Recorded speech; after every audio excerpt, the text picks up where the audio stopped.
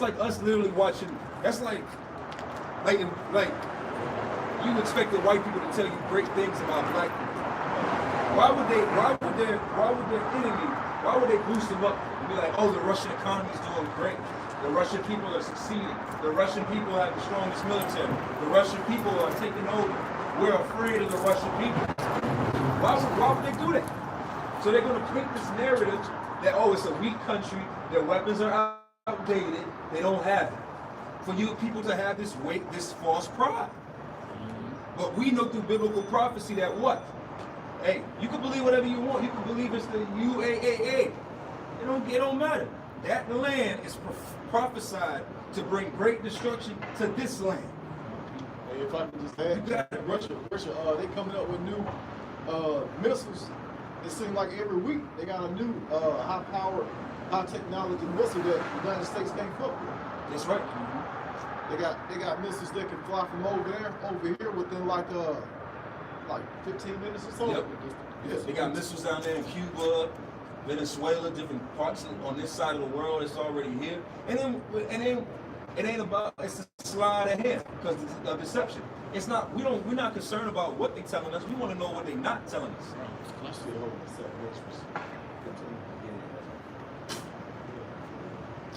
Second Ezra 15 and 41. Fire and hail and flying swords and many waters, that all fields may be full, and all rivers with the abundance of great waters. Yeah, those flying swords, man, those are those ICBM nuclear missiles. Hey, they're gonna wipe this place completely off the face of the earth. Just like the Lord said in what's that, Amos 9? The sinful kingdom. Man, this place is gonna get wiped completely out. Is there anything else on there?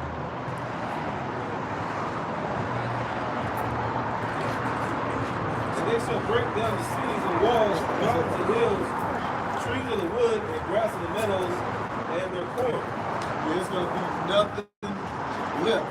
Nothing left. All the buildings, all the walls, whatever, and everything that you see is going to be completely wiped out.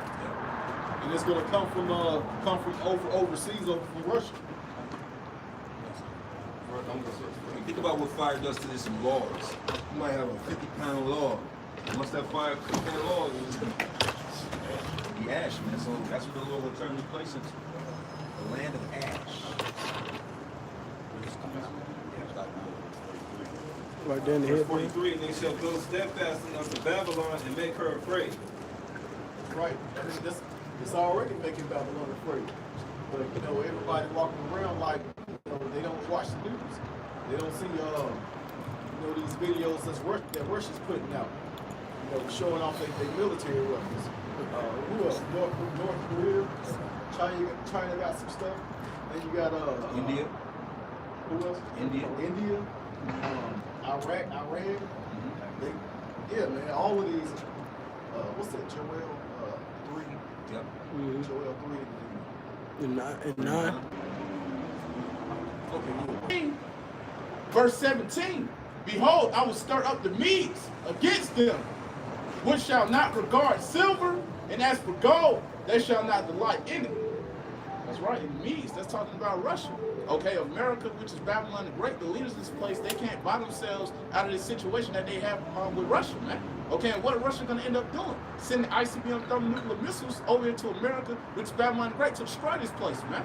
Okay, you're seeing that they're preparing for war right now, man, with these other nations. All right, you're seeing Iran joint with them. Okay, Turkey, you see Turkey got an S-400 deal with Russia.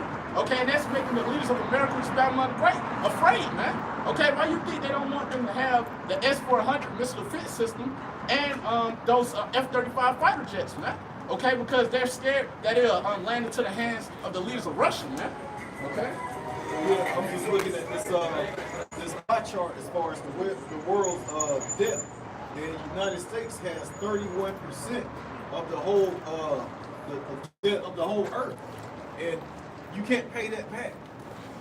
You cannot pay that back. The only way it's going to be able to get paid back is through destruction, through through war, pretty much.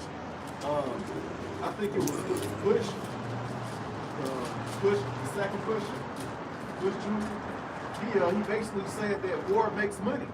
Yep. hey, this one is this is gonna be this is gonna completely wipe this next war is gonna completely wipe out the United States. There ain't gonna be no money made over here. That's right, Revelation 18. The merchants will fall off. Okay, go ahead. This is Joel 3, verse 9. Proclaim ye this among the Gentiles. Prepare war. Wake up the mighty men. Let all the men of war draw near. Let them come up. Verse 10. Bear your plowshares into swords and your pruning hooks into spears. Let the weak say, I am strong. So yeah, pretty much all over the earth. You know, from these small countries to the large countries. You know, the weak are saying that, the small are saying that I am strong. You know, they taking all of their resources, their money, and basically pouring it all into military and weapons. And they all being aimed at the United States of America. Listen more. Verse 11. Assemble yourselves and come, all ye heathen, and gather yourselves together round about, tender to cause thy mighty ones to come down, O Lord, O Yahweh. Verse 12. Let the heathen be wakened and come up to the valley of Jehoshaphat, for there will I sit to judge all the heathen round about. Yeah, that valley of Jehoshaphat, that's over in the Middle East. That's Yahweh Shabbat. You know, the Lord is going to bring all these armies of the earth, bring them to one place, and then set off that judgment. This is Revelation 11 and 14. The second woe is past, and behold, the third woe cometh quickly. That's what, I'm saying that's what we got the sign out here, man, because this is what we prophesy, man. This is what these people don't understand. We're speaking of things that's going to happen, man. We already had two woes, World War I, World War II. Now the third woe is coming quickly, man. And if you can't tell, it's coming quickly. All right, that's why the scriptures say it's going to come as a thief in the night, because that guy who just walked by the camp and said Russia was weak, obviously they don't pay attention. That's the quintessential America.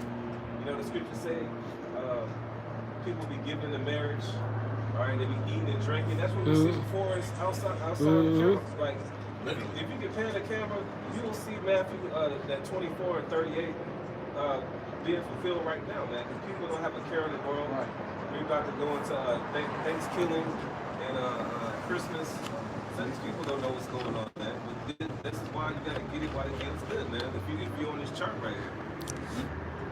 Lolly Hey, game. the time now, it's the time now to wake up. Hey, the days are speeding up. Revelation, Romans 13.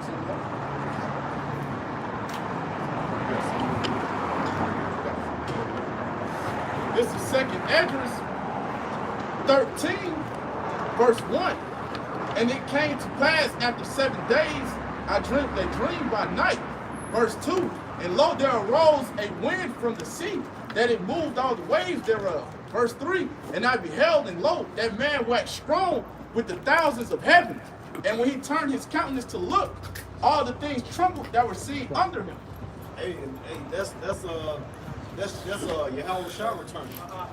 That's gonna be that judgment that the valley of Jehoshaphat. With our friends. You know, the Lord, he's gonna bring all these armies together. You almost had And basically show you, let me show you what I can do. Go ahead, huh? Verse 4. And whensoever the voice went out of his mouth, all they burnt and heard his voice, like as the earth felleth when it filleth the fire.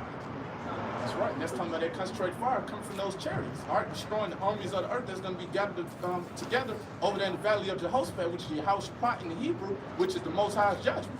And that's why they took that book out of the Bible, man. Because it was a devil, you know, or a group of devils that started reading them pages, and they were like, oh, hell no. We got to yank this out. You know, No. this is what's going to come soon. You know, upon the sweet old America or Rome or Russia, whatever country that these devils' headquarters, they had to yank it out the book, man. That's that Bible Destruction Group. Yeah, the Bible Destruction Group. Let's give these niggas, you know, good hymns and you know, tell them God loves everybody. Give them Kanye. Yeah, and give them Kanye. We're gonna ride you, Kanye. Okay, verse 5. This second Esdras 13, verse 5. And after this I beheld, and lo, there was gathered together a multitude of men out of number from the four winds of heaven to subdue the man that came out of the sea. Hey, all these armies, all the armies of the earth will be in one spot. And it's going to take all of these men, this whole big group of military men, the four winds, which are the different areas of the, different countries that's bringing the destruction. And they're going to all try and fight against Yahweh Shai. But go ahead, Okay.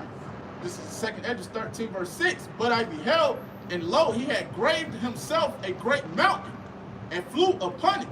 That's talking about Yahweh Shai on top of that chariot when he returns. I'm going to continue on. Verse 7, but I would have seen the region or place where out the hill was graven, and I could not. That's right, so he couldn't see, where it began, ended at, man. Okay? I'm going to continue on to verse 8. And after this, I beheld, and lo, all they which gathered together to subdue him were sore afraid, and yet durst fight. Hey, they still fight because, that's just the pride of Esau, Edom, in these heathen nations. They know that, they know the Lord is going to take, with all his power, he's coming with all his chariots. And they like, well, we still got to fight because, we got to fight to the end because that's how these military leaders pump that in there. I was about to say diehard Americans. Just like you said, and those generals, they do a lot of programming. I remember watching Jarhead years ago. And they showed you how those military men just be sitting in front of they be having like a theater type layout, and they just watch hella movies, and it's always them getting the victory. And they watch movies with UFOs too. It's not just them fighting the Iraqis or Afghanistans, or watch movies like Black Hawk Down and things of that nature. They watch movies pertaining to fighting UFOs, generals in the middle. Snow White. Yeah. Samuel L. Jackson's character. He was like, nah, we fighting. Hey, bro, leave it alone. Bro, leave that monkey alone. Kept going. There's fight. When they see it, they're gonna be afraid when they see your house shot, with the chariots. But if they're gonna be made to fight, the Lord is a man of war. All right, they're gonna be made to fight against the Lord, against your house shot, but they're gonna get destroyed, man.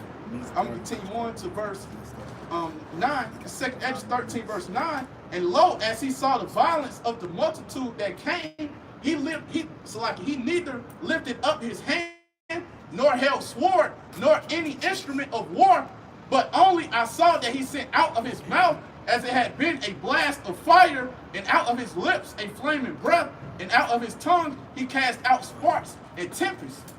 Man, hey, the Lord has technology way more advanced than you dumbass heathens from other nations. He's gonna bring you there in one spot and put the spirit on you to try and take him out. But he's just gonna all he's gonna do is just make one move and destroy the whole, all four winds. But you got something else.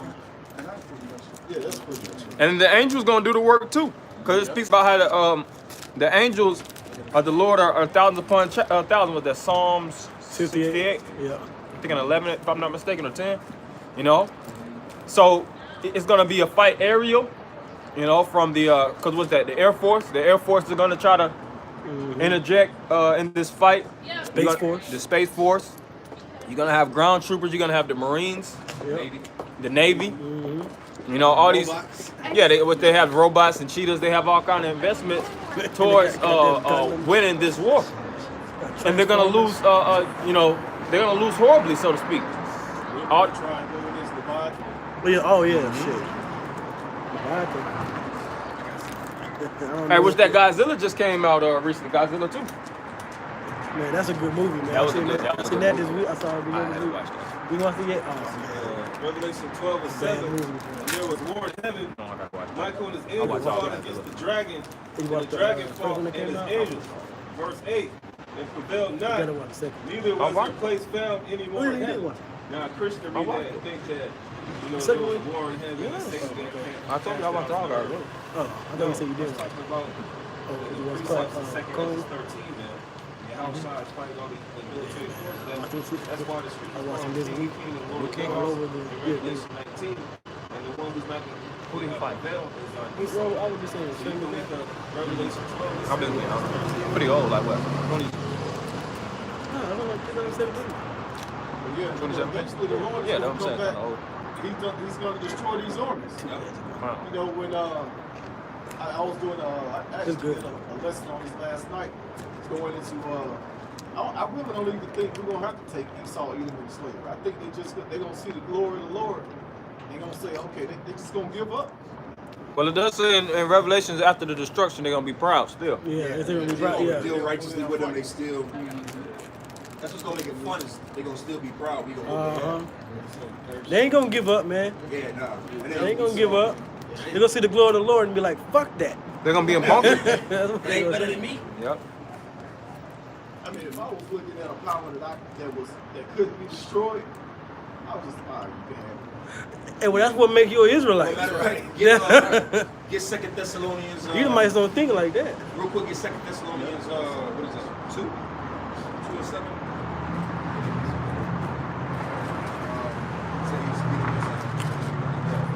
Yeah, get that. 2 Thessalonians chapter 2, sorry, 3. Let no man deceive you by any means, for that day shall not come, except they come as falling away first, and that man of sin be revealed, the son of perdition, who opposeth and exalteth himself above all that is called the Most High, or that is worshipped, so that he is a power sitteth in the temple of the Most High, showing himself that he is a God. And so Esau's Right up here. Esau's God complex is on a whole nother level. Like Esau, and Esau, the so-called white man's mind, he's like the Most High. Who? I'm the Most High. I'm the Creator. I can do all these things. He has that complex. In his mind, he ain't thinking about how about Shimmy shot. You got it, brother. It's yours. Yeah, just to land back on the Catholics. You got it. That's exactly right. Esau is too proud to realize that there's a higher power, even giving him the power to do anything that he's doing right now. But let's switch topic a little bit. Get Colossians chapter 4 and 6.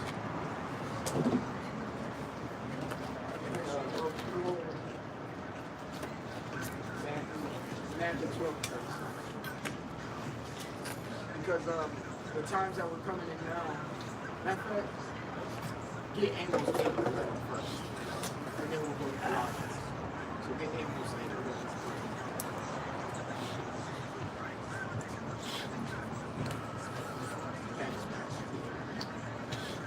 But yeah, because we're coming into the time of the famine of the word, where everything that you see, biblical-wise, speech-wise, that's going to come to a screeching halt. You're going to be men out here doing videos.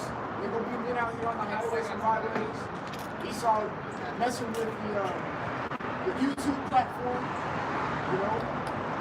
just spontaneously taking down brothers' pages for no apparent reason, without warning, for no reason giving strikes on certain videos. I remember we put in the group text a strike that the Atlanta page got, and the title was talking about the men of the Lord going through it. It had nothing to do with Esau, nothing to do with hate, nothing to do with any of that. But we're seeing that how petty Esau did it. All right. Algorithm. He's listening to the videos. That's right. When you upload, it has to screen first. It's a screening process before it fully gets uploaded. That's the algorithm checking. What you're saying, if you say faggot, you say keywords. Hate speech. Amos about tea. Amos 8 and verse 11. Behold, the day is come, saith the Lord power, that I will send a famine in the land. You watching the last So it says, behold, the day is come, that the Lord power is going to send a famine in the land. It's twofold. Yes, literally, there's going to be a famine. There's going to be food shortage. We're already in a famine right now because we're eating GMOs. It's nothing real here. But go ahead. Come. Not a famine of bread, nor a thirst for water. So not a famine of bread, but a thirst for water. All right, go ahead. but of hearing the words of the Lord. But hearing the words of the Lord, okay? Because that is the spiritual water and bread that you need to consume to get past the, through the days that are about to come. Shit, even the days right now. All right, go ahead. It says, verse 12, and they shall wander, from sea to sea. They shall wander sea to sea. Go ahead. And it says, and from the north even to the east. From the north even to the east. So people gonna be looking. Go ahead. They shall run to and fro To and fro. to seek the word of the Lord. To seek the word of the Lord. They shall not find it. They shall not find it. Why? Because Esau's gonna shut the internet down. He's gonna shut YouTube down. He's gonna shut certain platforms to where people can exercise, what's that, the Second Amendment of freedom of speech? He's gonna shut those things down and take away opportunities for people to hear the word of the Lord. Why? Because he knows if we go back to our power, then our power will defend us. Right now, Israel is full of iniquity. Get Judy the fifth chapter. This is Amos 8 and verse 12. And they shall wander from sea to sea, and from the north even to the east. They shall run to and fro to seek the word of the Lord, and shall not find it. They shall run to and fro to seek the word of the Lord, and shall not find it. When all hell breaks loose, best believe I ain't about to be out here with some sign teaching. Hell done broke loose. People are dropping dead by the millions. All right? The Lord's probably going to store his men up somewhere where it's safe, or somewhere where they can do a different type of work, like miracles, healing people. All right? Oh, that's coming. That's going. Yeah, that's coming. Because we see what's going on right now with the internet platforms, the policies that are coming out. They're heavily pushing hate speech policies out. Now you can't upload a video. I mean, you can upload a video, but you have to say whether it's good for children or not. Like brothers were saying, well, shit, is CNN good for children? BT, MTV, anything, these movies. Oh, I think they said it was a statistic. They go into how many murders children actually see watching television. It's so many killings. You have commercials that show killings and drugs and all kind of different things of that nature, man. just the word "I will kill." The phrase "I will kill you" is all over television. Yeah. Now, are we the main people that's responsible for these school shootings? When these white people get a book bag full of guns and air the whole damn school out. They didn't say, well, I watched some GMS videos. I watched the Apostles of GMS. They didn't say anything like that. Hey, You don't say what the Israelites made me do it. There's a stat when like suicide rate is high in here. I looked this up like a few years ago. The number one music that people commit suicide to, no, it's not R&B, no, it's not rap or hip hop, it's country. It's country music. So is that suitable for kids? Well, how about you put a censor on country music? Since everybody's killing themselves to it. You gotta Because it's depressing. If I may say, who the hell are these boycott people to Kenny tell us what Chesney. we supposed to teach our children? Like you trying to govern what the hell we teach the children of our nation? You teach your children that it's okay to clip for little Timmy to clip his dick off at 4 years old. Right. Yeah, you got trannies and all. You do that. Right. You teach your children that it's okay to be a tranny. It's okay to be a homosexual and do what you do it. But don't tell us what we're supposed to do, because now you coming into getting in the way, and I got a scripture in the way of what the Lord told us to do. Thus saith the Lord, his commandments. This is a commandment. This is Deuteronomy 6. Yep. 6. And I'm gonna start at 6. All right. And it says, and these words which I command thee this day shall be in thine heart, and thou shalt teach them diligently unto thy children, and shalt talk of them when thou sittest in thine house, and when thou walkest by the way, and when thou liest down, and when thou risest up. So this is an actual commandment on us teaching our children how to be. Got the scriptures. Thou Yeah. shalt not steal, thou shalt not kill, Yep. thou shalt not commit adultery, thou shalt not lay down with mankind as y'all lay down with the woman. Yep. These are the things that the Lord commanded us to teach. So you trying to now tell us, is it suitable for kids? We're on the same platform. These kids can, what about the Momo challenge Right. a year ago? You had this deep, Man, demonic Momo. looking thing scaring the shit out of kids. That was okay. Halloween. Halloween. Yeah, Halloween just passed. Is that suitable for kids? Thanksgiving, where you had this Indian killers that actually have that day to commemorate the death of the Native Americans. Is that suitable for children? Hell, even these so-called children-based television shows. Fast forward to today, since the boom of the internet, we can watch these different shows like Hey Arnold and the Rugrats, and they show all kind of explicit images, man. Whether it's penises or lewd acts, or women dressed. What would be the word? Yeah, provocatively, or they're saying provocative things and things of that nature that's etching into the minds of the children. I have a precept out after you, though. Go ahead. Okay, this is Sirach 30:1. He that loveth his son causeth him oft to feel the rod, that he may have joy of him in the end. He that chasteneth his son shall have joy in him, and shall rejoice of him among his acquaintance.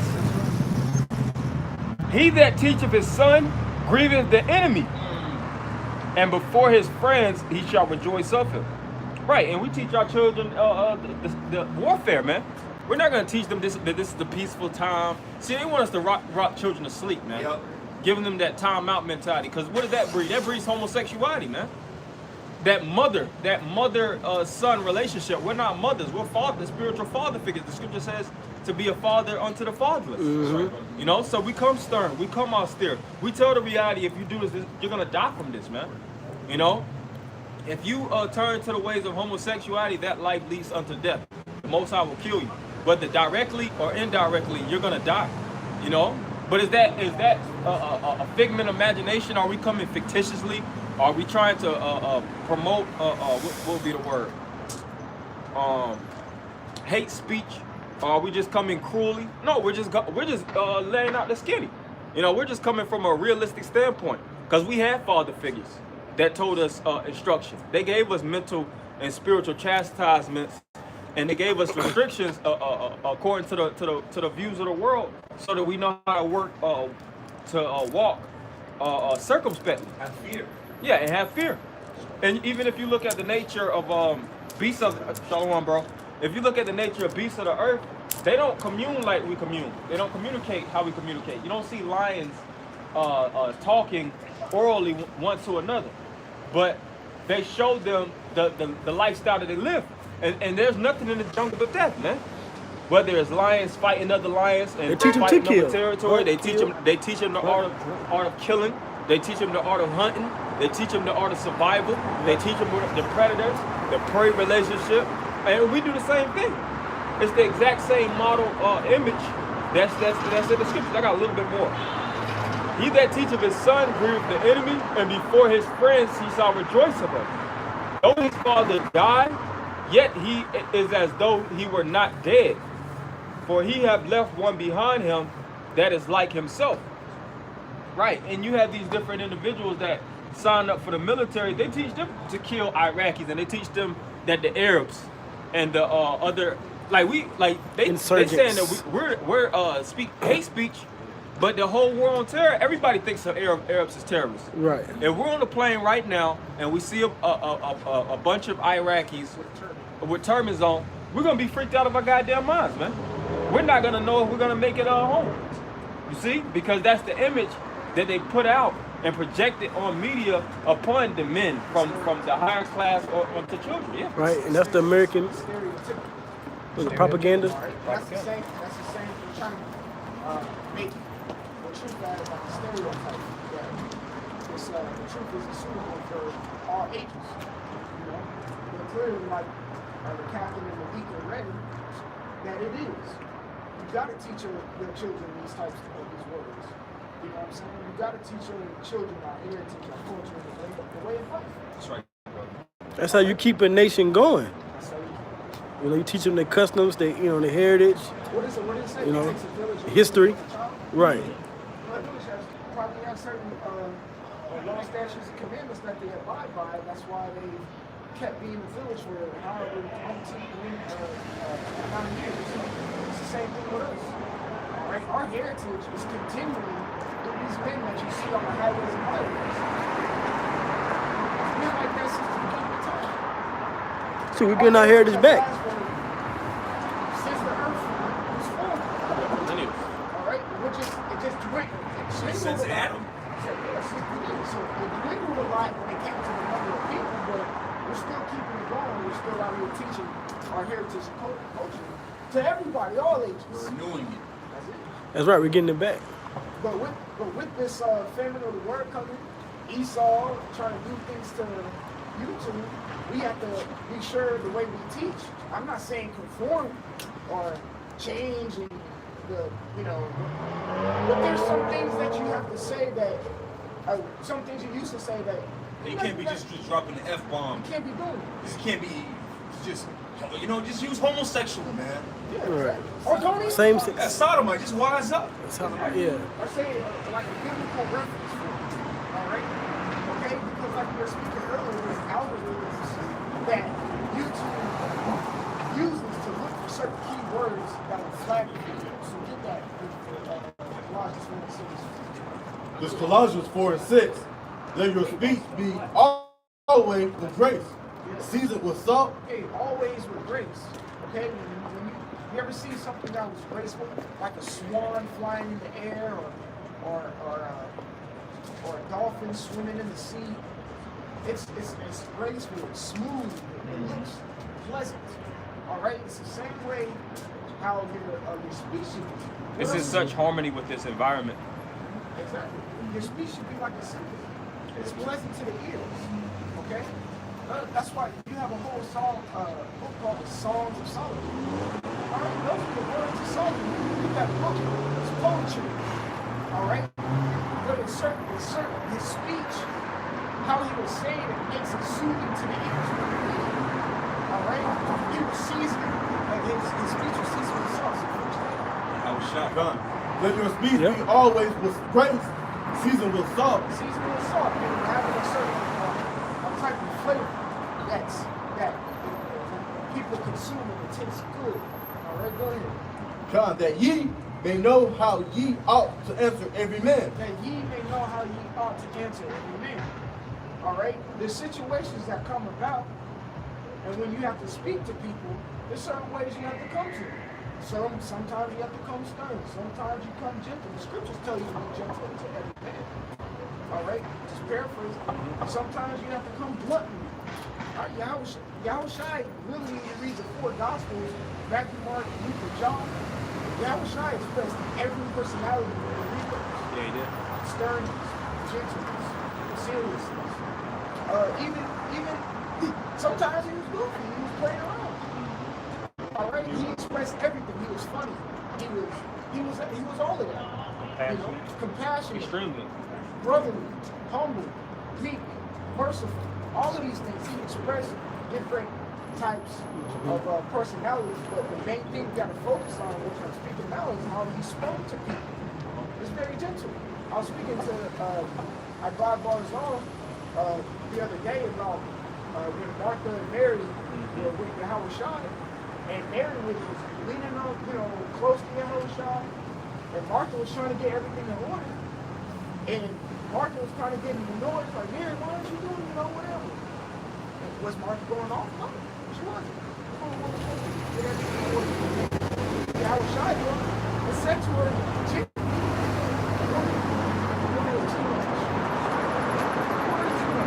Why did he say that? Because he was right there. You ain't out with it. Right, but it's a certain way he spoke. He wasn't like, bitch, get worried. You know what I'm saying? Bitch, stop worrying. Yeah, And then also, when you go and read John, it was John the 2nd chapter when he spoke to Mary. He's like, woman, what does that have to do with me? There was a certain tone of speech. All right, but his speech was seasoned with salt. And he always knew when to turn it up and when to turn it down. What they say is not what you say, it's how you say it. How you say it. The tone. You can be like, if someone gives you someone gives you brownie or something, right? you could be like, thank you. Yeah. Thanks. Like what? Thank you. Saying the same thing. Yeah, it's how you but say it's it. how you say it.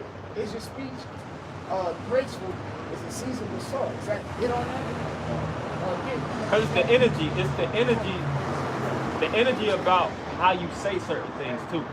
You know, and that's a very extremely important that you have to learn how to master. And you know, we coming out of niggerhood, so to speak. You know, we coming from the worst environments, whether brothers are from New York or California or certain parts of Atlanta. You know, list goes on and on. We were taught to be grimy, to have grimy speech. Everybody we communicate is what's up, my nigga, or that's a hoe, that's a trick, that's a slut, that's the surnames that we give our community, and we were force-fed that type of mentality from the so-called white man. We have to recreate that, and that's a hard job. You know, of course, you was talking and was brought up to talk like that from an adolescent or from an infant.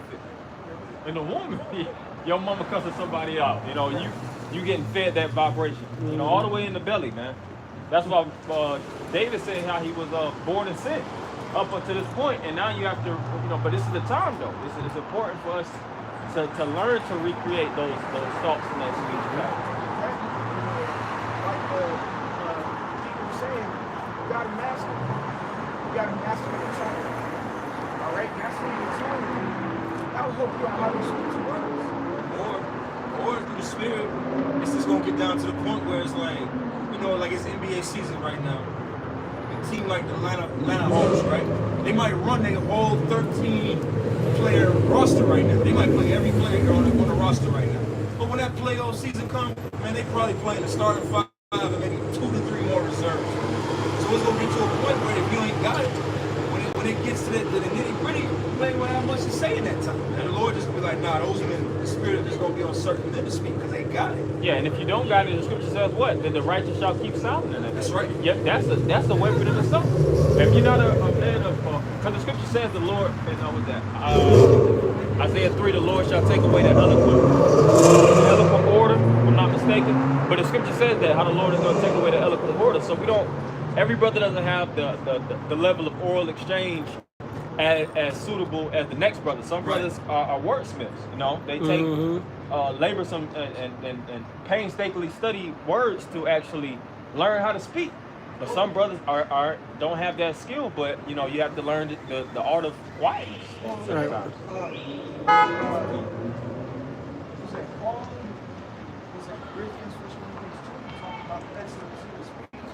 Also, what Paul was trying to use. Oh shit! Well, we're in our captivity right now, right? Master the English language, as ugly as it is. Master. Yes. Oh yeah. Do your best to speak properly. What you can say, you know what I'm saying? You're trying to get With alternative rid of the slang all the words. time. You know, Colorful words. it's gonna come out. Up your vocabulary. Read. Okay? Read, yeah. Read. That's what helps all that. That's what helps your speech. Yeah, reading. All of that. Alright? So these are the times that we're in now. This is an admonishment, exhortation to bros. Even your videos, the cursing and I won't say nigga talking. like that. All right. It's about that time where, hey, I'm gonna be honest, we're trying to prolong being on YouTube as long, Yeah, hell yeah. as long as possible to get this word out because we're still fishing. Okay? And YouTube is a good platform to get people. Don't put yourself in a predicament when your stuff is getting deleted because you're saying some stupid stuff. And then Jay wanna pull Amos David Chapter. Fam, that weird. No, nigga, you Nah, cursing your nigga. video. Nah, nigga. I would have They flagged say change your title. It's like you gotta be, like the scriptures say, you gotta be seasoned with your speech. You got to be very cognizant and wise with what you're saying. Brother Shamak, he's not here right now, but Brother Shamak did a video, the title of his lesson was Wisdom. I think the title was like, Wisdom is gonna be better than zeal. Yeah. All Yeah, right? yeah, yeah, you Your did, zeal yeah. is, yes, I see you're on fire. Be on fire, not conservatively, but in control, in order. Control All right? this fire. Look at the Manipulate apostles the and zeal. elders. When they speak on the video, they're very fluid and smooth, and when they do their videos, it's done very efficiently. because their speech is graceful. It's pleasant to listen to. Sometimes, I'm not gonna lie, sometimes you listen to brother, you can only listen for so long. Yeah, he be like, Because you know, like, calm down, relax. Yeah, I get you're mad. We're all mad, all right? But yes, I'm not saying, you know, there are times when you get frustrated in spirit and that's your way to get it. But it doesn't need to be like that. 30 of the videos, 29 of them, you going hard. Are you doing? 30 of them was a repost from another brother. Are you doing that? English teacher when I was in high school, and she used to tell us, hey, you can say shit, you can say bullshit, you can use those words in our class because they are words and they're adjectives. Sometimes it's the proper adjective to describe something. Like there's certain scriptures that it draws a spirit out of you. Yeah. Like let the spirit be drawn out of you to have that. Right. Like you should be reading how it's shining. What? Yeah, you mother. Bro, chill out. It's not the right topic. We're dealing with history right here. Yeah. You know, you like you said, some brothers want to take like, bro, we're reading about herbs and eating healthy. Yeah, you motherfuckers, you can't be eating steak all the goddamn. Bro, this is not Def Comedy Jam. yeah. But that's a one-sided, one-dimensional brother that you have to be, you know, you have to spiritually decorate yourself in this truth. Just like you said, when you're dealing with herbs, you have to speak it's a certain linguistic that deals with herbs. That's right, the service of herbs and actually understanding the dynamics of actually, because it's like spiritual advertising. If you advertising herbs or persuading, the scriptures speak about the persuasion of this truth. If you're trying to persuade somebody back into that lifestyle of eating herbs or understanding history, you have to really paint the picture. Right. Don't just slop something on a paint on a canvas and expect people to actually attract to it. They ain't gonna want to buy into that. I'm gonna be honest. This truth is not abstract, like you said. Painting is not abstract painting. Where they just splatter something on. It's beautiful. Right. It's ugly, man. It's ugly. It's ugly as No, shit. I want a mural. Matter of fact, I'm gonna get that. Structure and orders. Yeah, structure that's well put together. Right. And I was gonna say, and the reason why we could bring this out because at one point we were like that. We were younger. We was fiery. You was cussing and fussing all on the video. But as you get older and as you mature, naturally, you're gonna know how to make better decisions in your speech, in your topics. You know. Titles. Right, especially titles. You know, you find your niche. At one point, you're just a mockingbird, but as you grow in the spirit, you find your spirit, and you know where you could just coast and you can just move, and you can bring out the scriptures on a lesson perfectly. Then another brother may do it, you know, a different way, but it's all, you know, like the scripture says, it's one in the self-same spirit. Yeah. You know, but you mature. Go ahead. John, this is Proverbs 15:1. A soft answer turneth away wrath, but previous words stir up anger. Here you go. A soft answer turns away wrath. Previous words, speech. It starts wrath. All right. When you, a man who's unlearned has wrath type speech. Mm-hmm.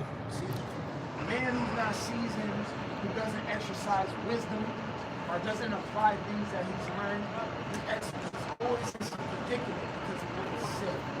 All right? When a man usually is well learned in what his craft is and what he does, usually he's quiet. Usually. But if he does have that opportunity, what's the word? Opportunity is a chance for advancement to speak. He's going to speak. It's going to be hard to Yeah, just like what you were saying before about it's about painting the picture. This is Proverbs 25:11. A word fitly spoken. That's what I was thinking about. I'm thinking where is that? It's like apples of gold and pictures of silver. Yeah. That's right. They said a word. What was it again? A word. Fitly spoken. A word fitly spoken. Fitly spoken. All right, meaning, like I said just earlier, the right time. It fits like a puzzle piece. Yep. It fits. That's where it was supposed to go. All right. Yep. It was spoken perfect. When you do your videos, every little word you say has its particular fit. When you stutter, that means that word wasn't meant to be there.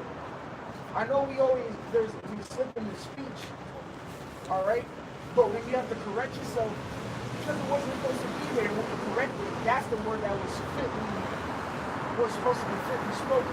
Put in that puzzle piece right there. The spirit will adjust it, but you also gotta be flexible with the spirit so it can use you in the right manner. You can't always be fire, zeal, and Super Saiyan all the time. Hey, shit, I like Dragon Ball Z, I'm gonna use it as an analogy. When Goku trains, he doesn't train as a Super Saiyan or all those levels. He's in his normal base form when he trains. He keeps it cordial, all right, but yet still gets stronger, all right? That's how we have to be in the truth.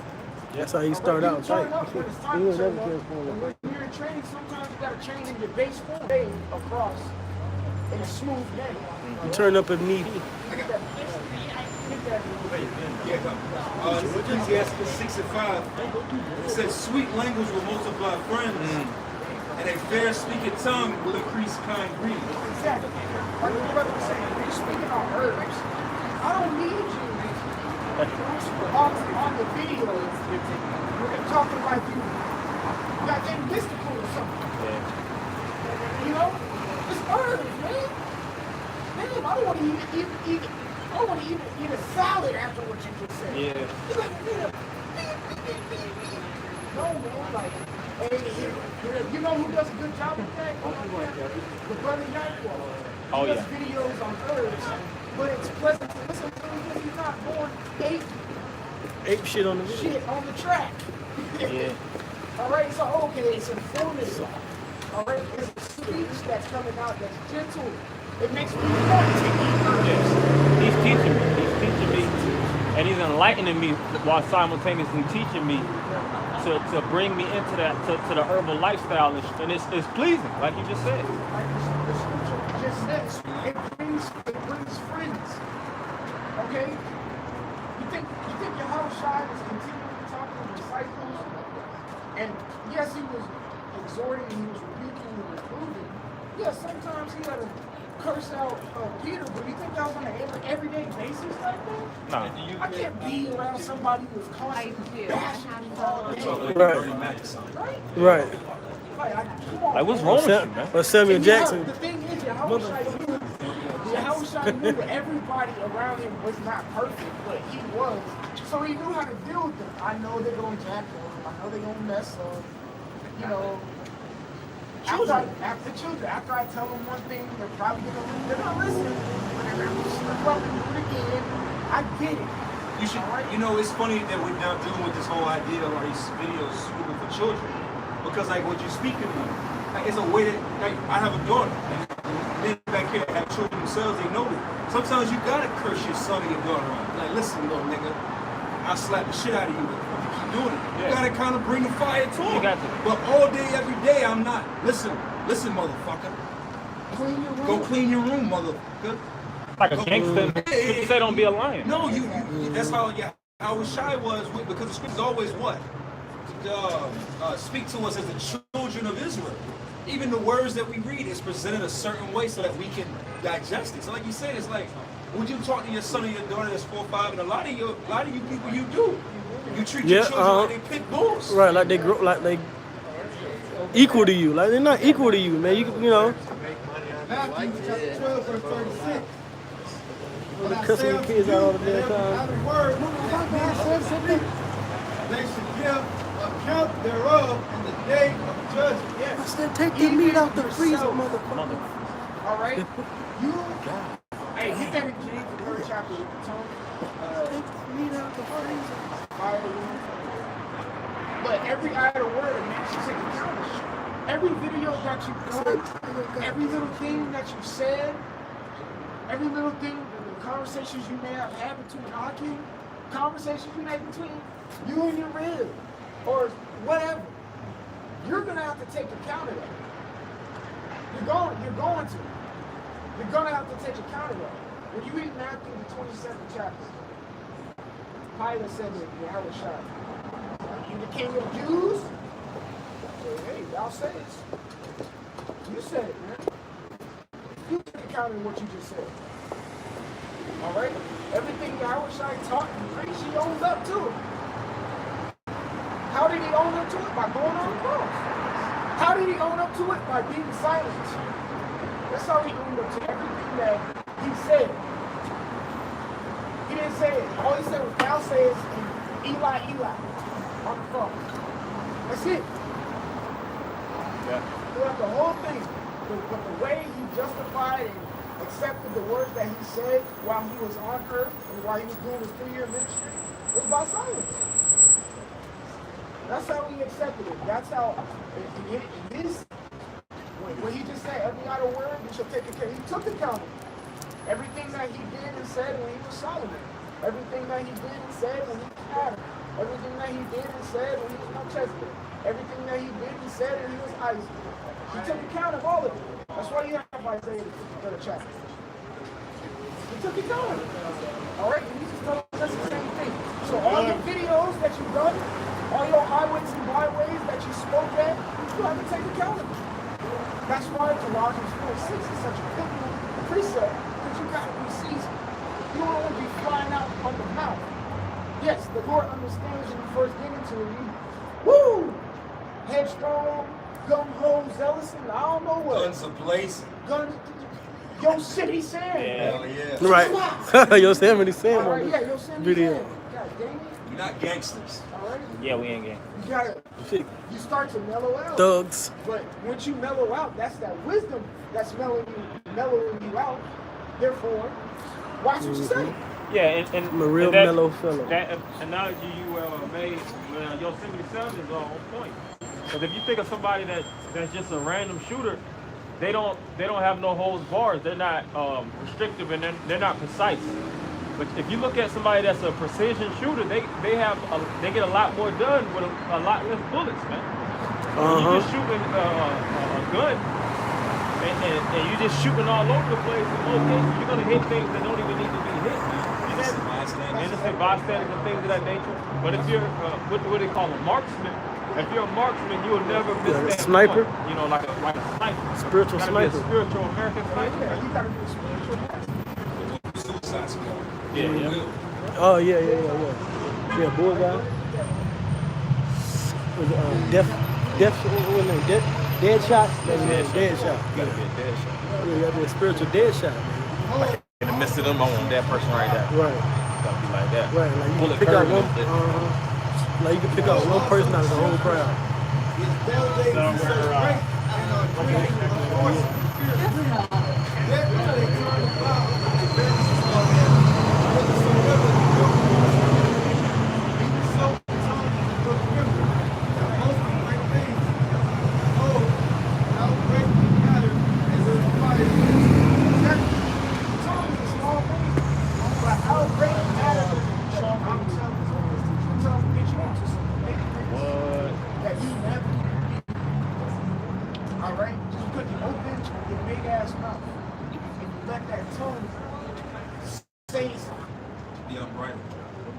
Mm-hmm.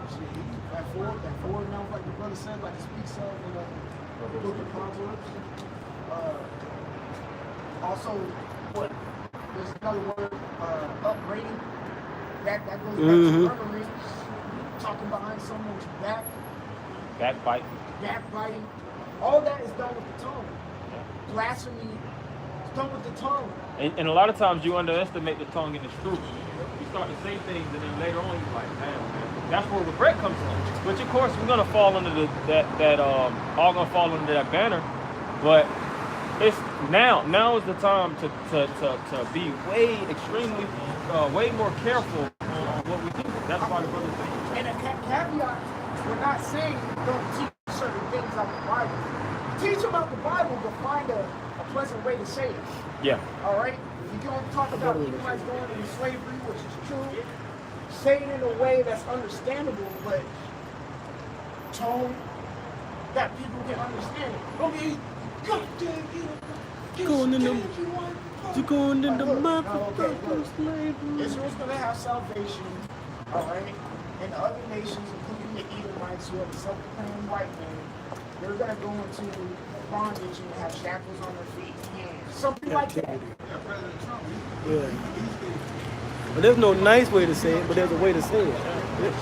Going into captivity. There's gonna be blood and guts all over fucking place. Really, Shut your head up. really being gentle is you being blunt. It's the scripture said, let thy speech be short, comprehending much in few words. Yep. It's what you say. Like that Let your macaroni speech be short, spirit. comprehending much in few words. And that's Rock 32. All right, be blunt, be short. All right, when Yahweh was talking about Lazarus, he said he's dead. That's it. He said it, and the scriptures say, like how Shai said, Around the block, but like, it was blunt. It was straight up. All right, you know, reread that, and then I'm gonna get an account to back that up. We're gonna go through that whole account. Even so, the tongue is a little member, and boasting great things.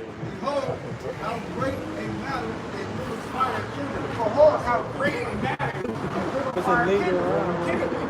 That's right. That means what? When we speak right now, we see the prophecies that we have. We're all up. And nobody will ever think has the possibility to rule the world. Us speaking a certain thing is making geopolitical movements. Making things go on in Venezuela and Bolivia and things of that nature. Because we're speaking something with the tongue. Just this little tongue in our mouth. We're speaking the words of the Most High. That's what we're using. And that's why you see the world going into the direction it's going in right now. The world's on fire because of this word. You know, Prophecies. 17, we started at verse 17. We're going to go through that. Because we're going to see how the tongue, King David, or David at the time, his tongue, it's another thing called speaking into existence. Yeah. We'll see how that tongue, when he spoke, it came to pass very quickly. So go ahead, man. This is 1 Samuel 17. You said verse 17? Verse 17. And Yahweh said unto David, his son, take now. 1 Samuel 17.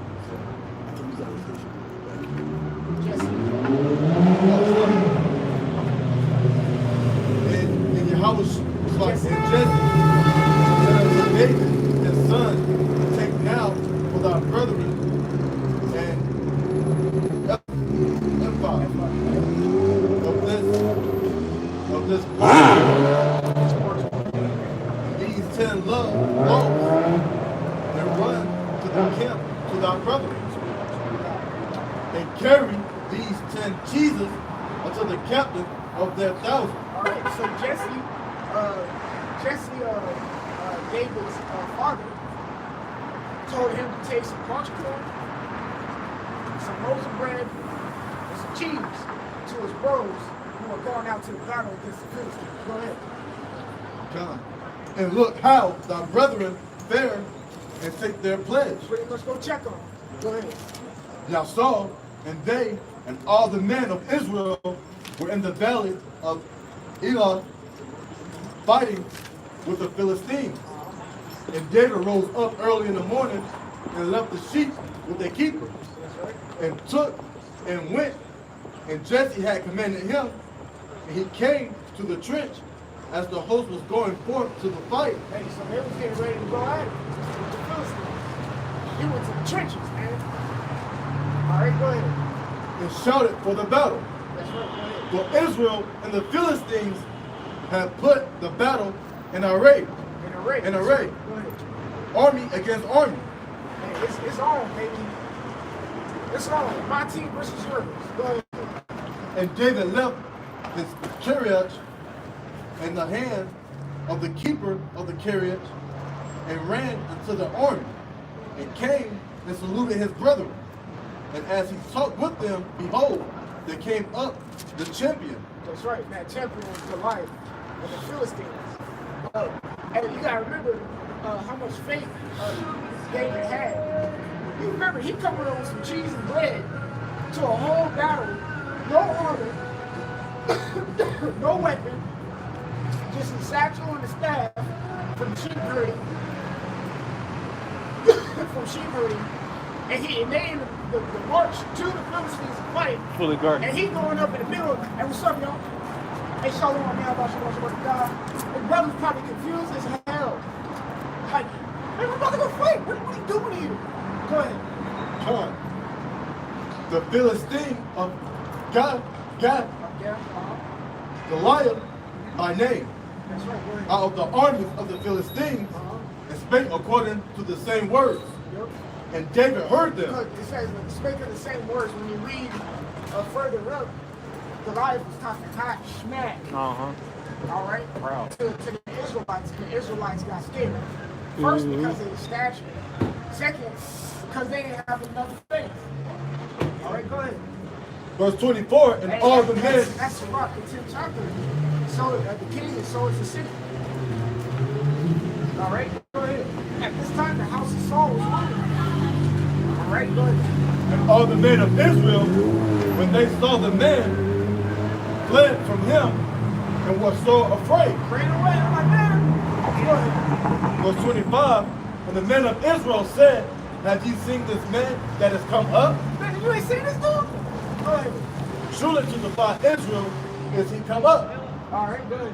And it shall be that the man who killeth him, the king, will enrich him with great riches, That's right, go ahead. and will give him his daughter, and make his father's house free in Israel. That's right, go ahead. And David spake to the men that stood by him, So now David's about to use that power of the tongue. All right, go ahead. saying, what shall be done to the man that killeth this Philistine? That's right. So now he's inquiring, he's being inquisitive. What should be done to the man who kills this dude? All right, they told him, he heard it again. Go ahead. And taketh away the reproach from Israel. That's right, go ahead. For who? Meaning that the reproach, almost like an embarrassment. Because y'all, it's embarrassing how scared y'all are of one man. All right, go ahead. For who is this uncircumcised Philistine? Who is this uncircumcised? I don't know. I did always find that part funny. Yes. Who is uncircumcised? Get Ecclesiastes chapter 1 verse 9. This super quick. Because this is King David talking. You know, Jacob was about to talk that hot smack. All right. Ecclesiastes chapter 1 verse 9. The things that have been, it is that which shall be. And that which is done is that which shall be done. And there is no new thing under the sun. That's right. It was smack talking back then. It's smack talking now. All Times right? 10. Times 10. All right. And when the day of trouble hits, there's going to be smack talking. yeah. According to Proverbs, the first chapter. We will mock and laugh when your calamity comes. Oh, shit. Meaning, make fun of you. Talk hot shit. Tell you I told you so. Yep. Big dummy. You look stupid right now. Why your pants on your ankles? What are those? Why your hair cut off? Talking to a whole head. Why your hair got chopped off? Why your hair? You got knocked the You got knocked out. See, you want to get ravaged. Yeah. I tried to tell you. Told you. I told you so. It might be the one you hollered at a few years ago. And she turned you down. You should have got with me. I can't hear you. You hell. I'm deaf. Say uncle. Say uncle.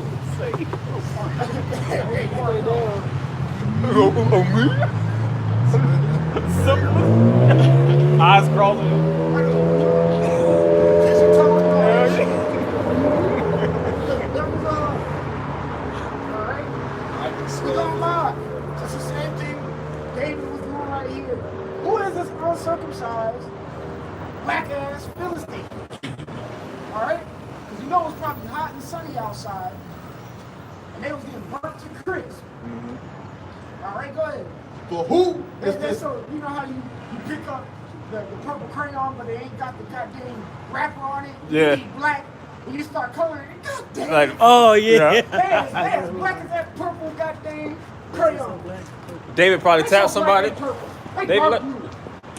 They probably said, man, yo, who's this goddamn uncircumcised? Whose man is this, man? Whose man is this? There's a video on YouTube.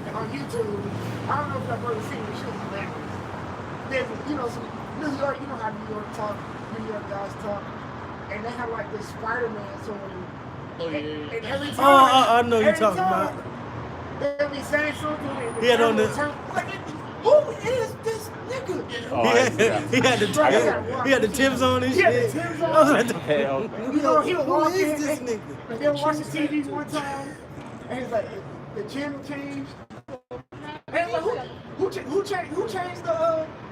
channel? He's like, I ain't got the remote. Then he looked over, and then looked at the Spider-Man was holding the remote. Man, who is this nigga? That's the same thing King David was saying, man, who is this big black ass nigga? You know, Goliath was looking like, man, this nigga talking shit. They're talking shit. Go ahead. We gonna get to that part. Yeah. They started talking shit to each other. Go ahead. For who is this uncircumcised Philistine? That's twofold. First, he knows nothing about us.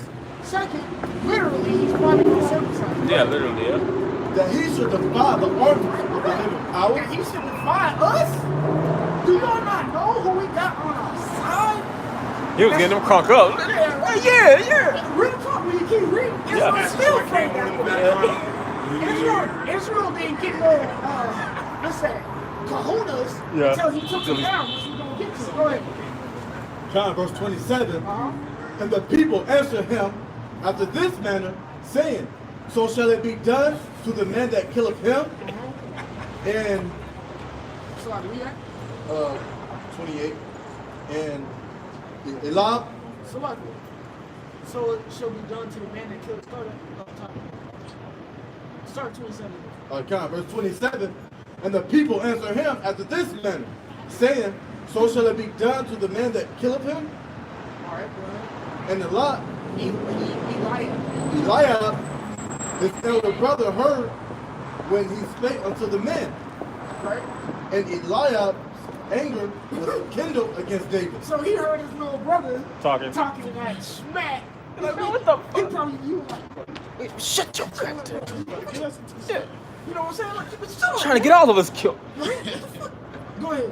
And he said, why camest thou down hither? Like, what are you even doing here? I'm telling Dad. What are you even doing? You ain't even in the army. Back then, I'm telling Dad, starts writing a letter. Hell yeah. You better give it to him. But go ahead. And with whom hast thou left those few sheep in the wilderness? So that's the first problem.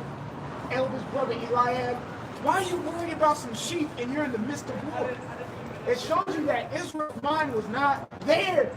But King David's mind was there. That's why the Spirit got put on Jesse to make him sin. Just give him a reason to Go out. Yeah. 10 pieces of cheese and some bread? That wasn't a mission. That was not a mission. The mission was to take Goliath down. Any other Israelite who would have heard that task to do. So you telling me you ain't about to give me no sword, no shield, no armor, no nail, no horse, dog, cat, I don't know, anything, and you telling me to go to a war and drop off some cheese and bread.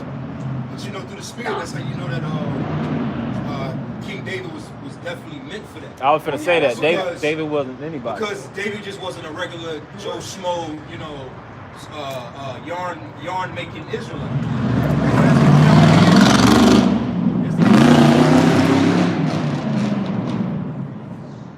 All right, that's the camp where this guy just got spirits. Yeah. Where King David went and got those sheep back from his herd, right? And that's where he killed the lion and a bear. So what? How many Israelites back then could say, yeah, I've killed a full-fledged bear by hand, or I've killed a lion by hand or by spear? That's not even amongst Israelites. Every Israelite, you know, In his youth? Yeah, like we were saying earlier, there's a reason why the Lord put the Spirit on Jesse and telling him to go do that. Let's say that today. Simple as that. All right? So go ahead. John. It says, and with whom hast thou left those few sheep in the wilderness? So you He worry was about the supposed to wrong be tending the thing. sheep. Like, go ahead. I know thy pride and the naughtiness of thine heart. Now you talking shit. I know that Now pride. you talking shit. For thou art come down. Now you talking shit. All right. Trying to little bro him. Trying to little bro, like trying to, you know what I'm saying? Look up, Yeah. right? Hey, and that's not even true. When you read about King David, he was humble. He was in subjection to the Most High. All right? Yes, he did do little things that were off, little things, you know, big things that were off. But it ain't like how Elijah was portraying it right now. Go ahead. Yeah, well, and at that time he didn't do those actions, and he just coming out from a perspective like, yo, you overconfident, man. This is Goliath we talking about, you know. So that's the perspective. He didn't have the level of faith that David had. That's the thing about it. None of them in Israel had the faith. Like I was saying earlier, none of them had the faith. Like they didn't get the encouragement or faith until after he beat Goliath, which we're gonna get. So go ahead and read it. Con. I know thy pride and the naughtiness of thine heart. He got his faith, his exuberant amount of faith mixed up with confidence. Yeah. Go ahead. Well, That's a bad thing. That's a bad level of discernment. First off, your mind's elsewhere working out the sheep in the midst of the forest. Now you're doing bad discernment, talking down on your Go there. friend. Go ahead. Right. For thou art come down that thou mightest see the battle. You just want to come here and see to watch. Go ahead. And David said, what have I now done? There is not a cause. That's right. So he's saying, what did I do now, man? And Ain't no reason for you to be bashing me like this. Go ahead. Verse 30. And he turned from him to another and spake after the same manner. So he's like, man, forget that, man. He said, forget that.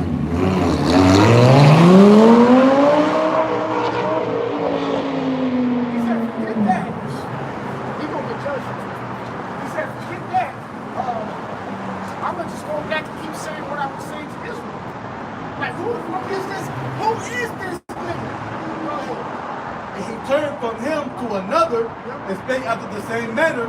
And the people answered him again after the former manner. Like, did you not hear us the first time? Go ahead. And when the words were heard which David spake, Hey, David was making sure what he was hearing was what he was hearing. That's wise, actually. When we're on the highway, but someone makes a point, hey, say that again. You say it. And then the words are used against them. That's the art of debate. they rehearsed them before Saul. That's right. And So he- they went and pretty much tapped him. So kid, man, David, you saying that Goliath ain't a big deal. All right, go ahead. And he sent See, for that's him. almost like some little kids, man. You scared pit bulls when they tail tucked between their legs. hyenas, man. A lack of faith, man. Go ahead. John. And he They started having that lack of faith after the first Samuel 8 chapter when they asked for a king. Because before that, what book comes before the book of Samuel? Judges. You just have judges amongst Israel, and Israel is governed by the Lord. All right? That's why in 1 Samuel 8, it says they did not reject you, but they have rejected me for being a king. That's what the Lord said to Samuel. Go ahead. And he sent for him. Verse 32. So Saul was like, man, come on, don't get that dude. Let me see what he's talking about. Go ahead. And David said unto Saul, let no man's heart fail because of him. Hey, don't be scared because it's some old, big, crusty, ashy, no cocoa butter using ass, Hamite, Philistine. Big dry lipped Philistine, man. Probably got pages all up in it, all that. Don't be afraid of this ugly, purple, dark blue, 10-toe, 12-toe. Mutated Egyptian. Mutated ass. Philistine. Egyptian offspring. Or mutated ass Hagar looking. Should be scared of this. Go ahead. Let no man's heart fail because of him. That's right. The servant will go and fight with this Philistine. That's right. Hold on. He said, if anybody go, I'll go. Yeah, exactly. You know, I'll do it. Shit. Yeah, Joshua, what's that, 29? Yeah, 29. Joshua 1:9. Have not I commanded thee? Be strong and of a good courage. That's right. Be not afraid. It's a commandment. Be strong and of good courage. When you're reading about David here, he was very courageous. Why? Because he knew who was backing him. Go ahead. It says, be not afraid, neither be thou dismayed. Be not dismayed. He was confounded. Go ahead. For the Lord thy God is with thee, wheresoever thou goest. Wheresoever thou goest. That's it. I can watch the book of Eli, right? If you want to give a synopsis, the book of Eli, read Joshua 1:9. All right? But the Lord is with David whithersoever he went, and he knew that. That's why he wasn't scared of him. Goliath was probably as tall as this tree right here. You know? Go ahead. Oh, real tall. He was cubits high. That's what the script said. Go ahead. In Samuel. Okay, come. Verse 34, it says, and David said unto Saul, thy servant kept his father's sheep, and there came a lion. Yeah, see, so now because Saul said, ain't you a little too young to be talking this and want to go up against this big guy? And he been fighting since he was a youth. You're just a youngin'. You ain't never been in no fight, man. You know how to fight. You ain't never seen war a day in your life. Yeah, that's the part I was talking about. But you want to go against this well-seasoned warrior. As I was saying, that's why through the spirit you gotta be careful how you talk about it. Because you can very well be talking to your replacement. So Saul was talking all that big smack, you know, and lo and behold, the man that he was trying to downplay took his job. So you got to be mindful of like, man, the Lord be, the Lord can be with whoever He want to be with. If the Spirit moving man, if the Spirit was moving David to come out here and kick this booty scratching African's ass, then so be it. But you want to get in the way of that? I saw. See, at this moment, real talk, when you kind of think about it, this would have been the moment where the Lord makes a decision. Yeah, offend one of these little ones. Yeah, exactly. All right, good. All right. Ephesians 4:30.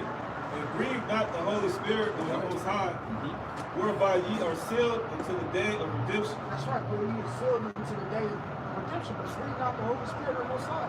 Word grieve goes into offending or being offensive or being a scruple to the Spirit. All right? That's a big no-no. And right here, the Spirit had it to where King David was going to go and give these things to his brothers. All right? But really, the Spirit had it to where he would put the Spirit on him to beat King David because he knew all Israel, other Israelites would do it.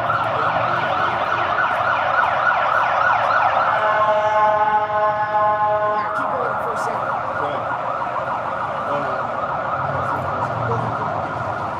Verse 33, and Saul said to David, thou art not able to go against this Philistine to fight with them. Who are you saying? Who are you saying that? You're not the Most High. The scripture said, my ways are not your ways, my thoughts are not your thoughts, my ways are higher than yours, and my thoughts are higher than yours. If I were to take this youth, this ready, like it speaks of, fair countenance, well-looking, David wasn't ugly. He was a good-looking guy. He would be the quote-unquote Brad Pitt, or whatever, of that time. He was nice looking. Yeah, his son was probably one of the most beautiful Israelites ever. Absolutely. Yeah, He his had beautiful hair. His stature was good. Yeah, he had good genes. All right, he got it from the dad. You know? Let me get here. Good. For thou art but a young, and he a man of war from his youth. You're young. All you know is hurt sheep. But he's been doing this from the womb. Go ahead. Come. And David said unto Saul, thy servant kept his father's sheep. And there came a lion and a bear, and took a lamb out of the flock. So now David was like, oh, I'm young? Well, bet. When I was sheep herding, there was a lion and a bear that came, and he took one of the lambs that I was trying to watch over. All right, so go ahead. And I went out. He had to go into the resume. Let him know what time it is. Look, I'm about I put in work now. Don't. Come. It says, The streets. And I went out after him. Okay, so clever one, he went out after him. What person in their right mind gonna go chase a lion and a bear with a little lamb? Most people be like, well, shit, I got the rest of the 100. I just lost one. Yeah. I'll Take that I'm L. about to chase no lion and bear. They can eat that for the night. Hey, Jacob be like, shit, everybody gotta eat some. Yeah. You win some, you lose some. Yeah, through the spirit. The scriptures tell you that David had a heart after Yahweh Shah. So that's a prelude to what Yahweh Shah's gonna do for us, man. Because we're the sheep. We're the sheep in the midst of wolves. So the Lord's gonna come back and he's gonna, some of us literally might be in a lion's mouth and get saved. You know what I'm saying? Like, but as it says in Amos, you fled from a lion and met a bear and a serpent, or a serpent was there to meet you. Like, we're gonna be in all these different situations, just as that sheep was that King David saved. That sheep really represents us. Go ahead, bro. And I went out after him and smote him. That's right. He what? Smote him. Do you know how fast a lion is? For you to chase after a lion, catch the lion, and kill them. And he didn't have no swords and things like that. That was off of initial, that was instinct. He seen a lion catch it, run, caught him. And think about this. He hunted a lion. He said a lion and a bear came and took the land. Lions and bears cook up. Thank you. What kind of situation is that? Everything a tag team You never see a lion with a bear ever and a pack, goddamn. doing the same thing, working in one accord, hunting with each other. You know Esau. See, that shows you the Bible's fake. Nah, bro. Even a bear is really fast. Like that video. Oh, bears are fast as hell. That biker, you know, he was in the forest or whatnot, biking. And you know, they had one of those mini cams. He turned, it was a big ass bear chasing after him. For a good minute. That video, yeah. There's another- I seen that there's one. another video there's another video with two individuals on a motorcycle in a tiger chasing them. And they're going full speed on the motorcycle. The tiger's like right there about to scrape him on the thing. Hey, fast! Just cutting in and out of the woods and shit. Yeah. It's like you supposed to be like, And I went out after him and smote him and delivered it out of his mouth. that's right. And when he arose against And delivered it out of his mouth. So, back! Gave it a super punch. The land got it, took the land. And then after he did that, now the blind kids they want to attack him, go ahead. That's some Hercules type stuff. That's where they got Hercules from. Because Hercules has a like Nemesis, a lion. Nemesis lion or something like name. Yeah, I forget that's the his lion. apparel. He has like a lion head. That's his. That's like his hood. Mm-hmm. But he killed a big lion. And the legend had it that arrows couldn't even pierce his skin. Go ahead, bro. and smote him and delivered it out of his mouth. See, that like the captain was saying, smoke and deliver. Hey, the scriptures talk about Esau being a roaring lion. Satan being a roaring. When you read the book of Psalms, it talks about his teeth, meaning going into his army as the teeth of a lion. All right? We're the sheep. We're in the midst of a lion, and David came to what? Deliver. All right? Go ahead. It said, so when he arose against me, I caught him by his beard and smote him and slew him. He killed the lion with his bare hands. That's big. No, it ain't. It happened. You can't tell me otherwise. How you know it's real? Faith. Well, even right now, there's tribes in Africa They kill lions like that. where this guy I know was telling me out there over there in Africa, there's people that believe in the descendants of Israel because they actually, that's part of it, like how when you watch 300 and they send them out there, they gotta go kill the wolf. Well, there's tribes in Africa where part of their rite of passage is they have to actually go kill a lion. Yeah, so for you to say that that's not true or it's impossible, well, tell them the people over there in the land of Africa that got to go do it. They go get their beads or go get their markings and so on. And so You had gladiators that had to Right. fight lions and tigers and bears and things. Some of them had to fight multiple animals at once, and they survived. Killed a lion and a bear. You know? The servants slew both the lion and the bear, and this uncircumcised Philistine shall be as one of them. That's right. Hey, I done killed that lion and the bear, and can kill Goliath just like I did them. Dead meat. Seeing he hath defiled the army of the living power. That's right. Go ahead. David said, moreover, You see how the tone is a powerful thing right now? All right, go ahead. And you see, like the script that Deacon pulled out, his speech is fitting in the right spot. Go ahead. God said, and David said, moreover, the Lord that delivered me out of the paw of the lion and out of the paw of the bear. Giving credit to the Lord because he said, I didn't do that. The Lord had did that. That's right. And the Lord's going to deliver Goliath into my hand. Go ahead. He will deliver me out of the hand of the Philistine. That's right. Go ahead. And Saul said unto David, go. Man, Saul was like, hey, this dude is that dude, man. Go ahead. God. And Saul said unto David, Saul being a little prissy.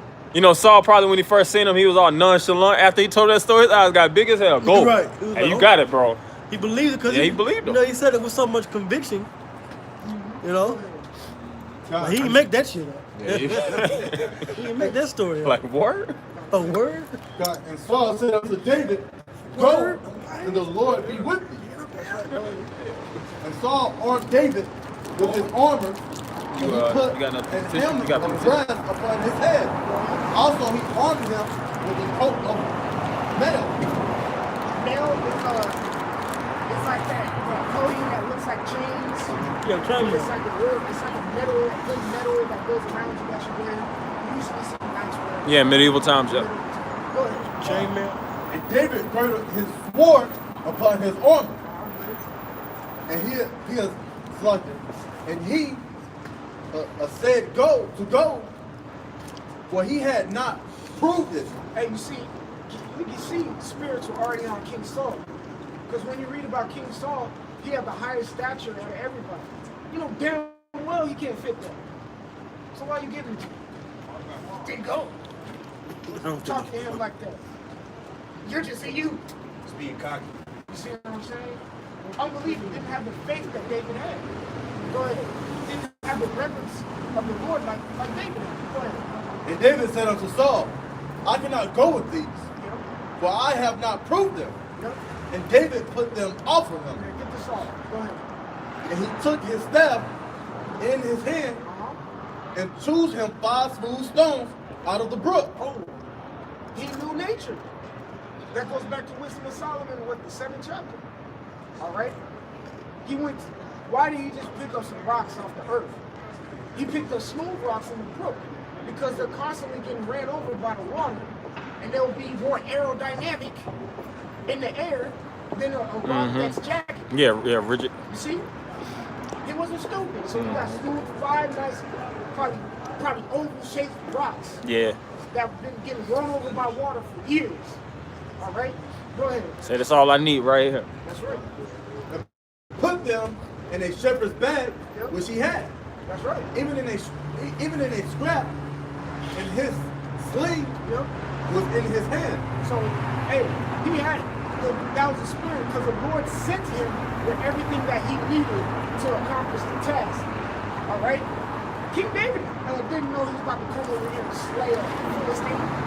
He just thought he was going to deliver 10 pieces of cheese and some bread until the Lord put the spirit on him to get the confidence to take this damn heathen down. Go ahead. And he drew near to the Philistine. And the Philistine came on and drew near unto David, and the man that bare the shield went before him. That's right. So he had his armor bearer come and give him his stuff. All right. Goodbye. Go ahead. Verse 42, and when the Philistine looked about and saw David, he disdained him, for he was but a youth This is a young one. Go ahead. and ruddy. You're ready.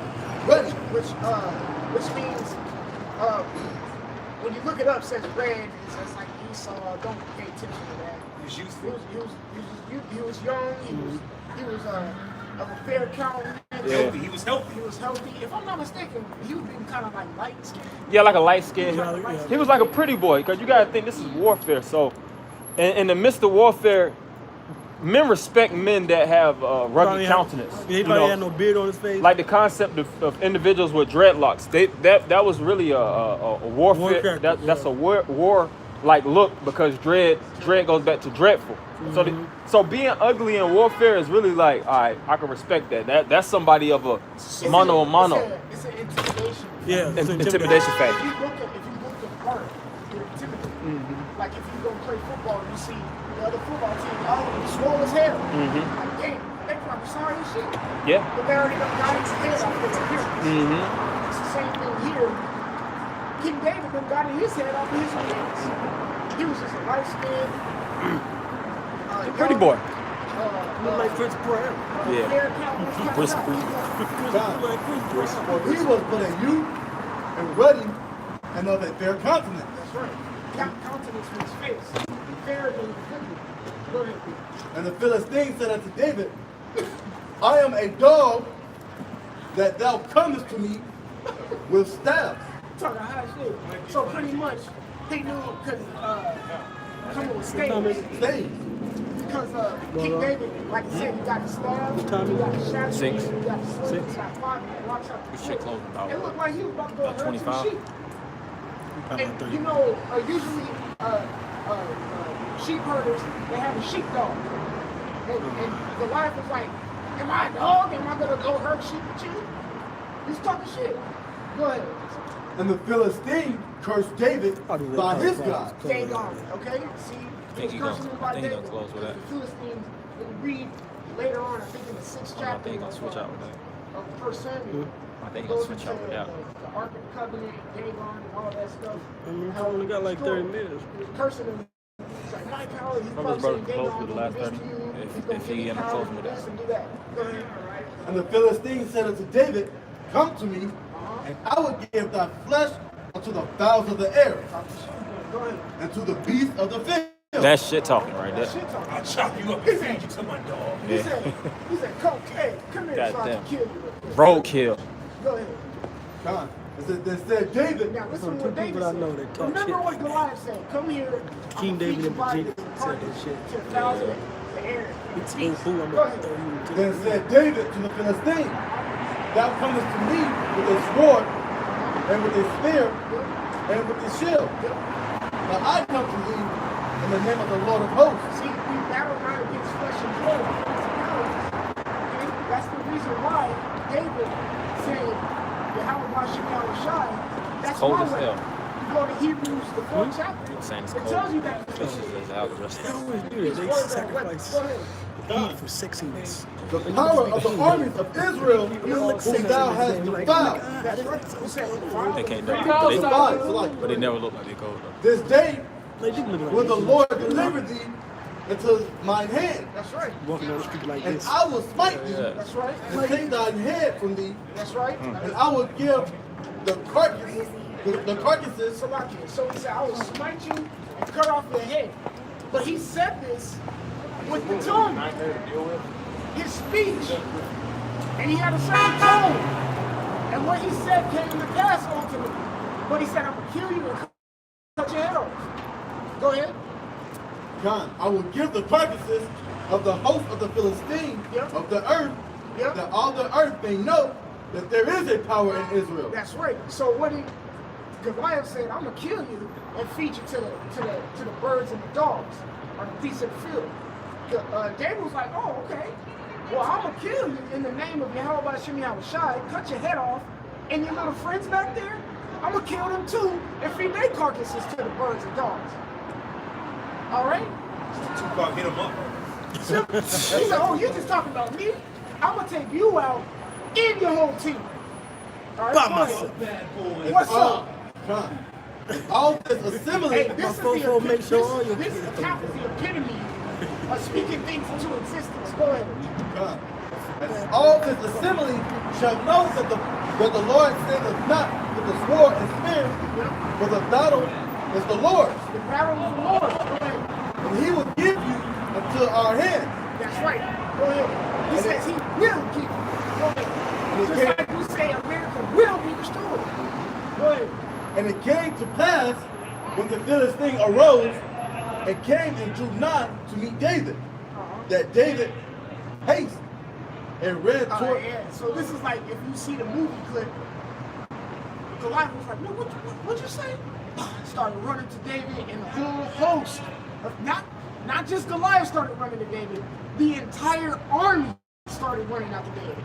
David pissed them off. And all the Israel probably bitched up. Israel, pissing on it's what I'm themselves. saying. Israel's still back there with their tail tucked between their legs.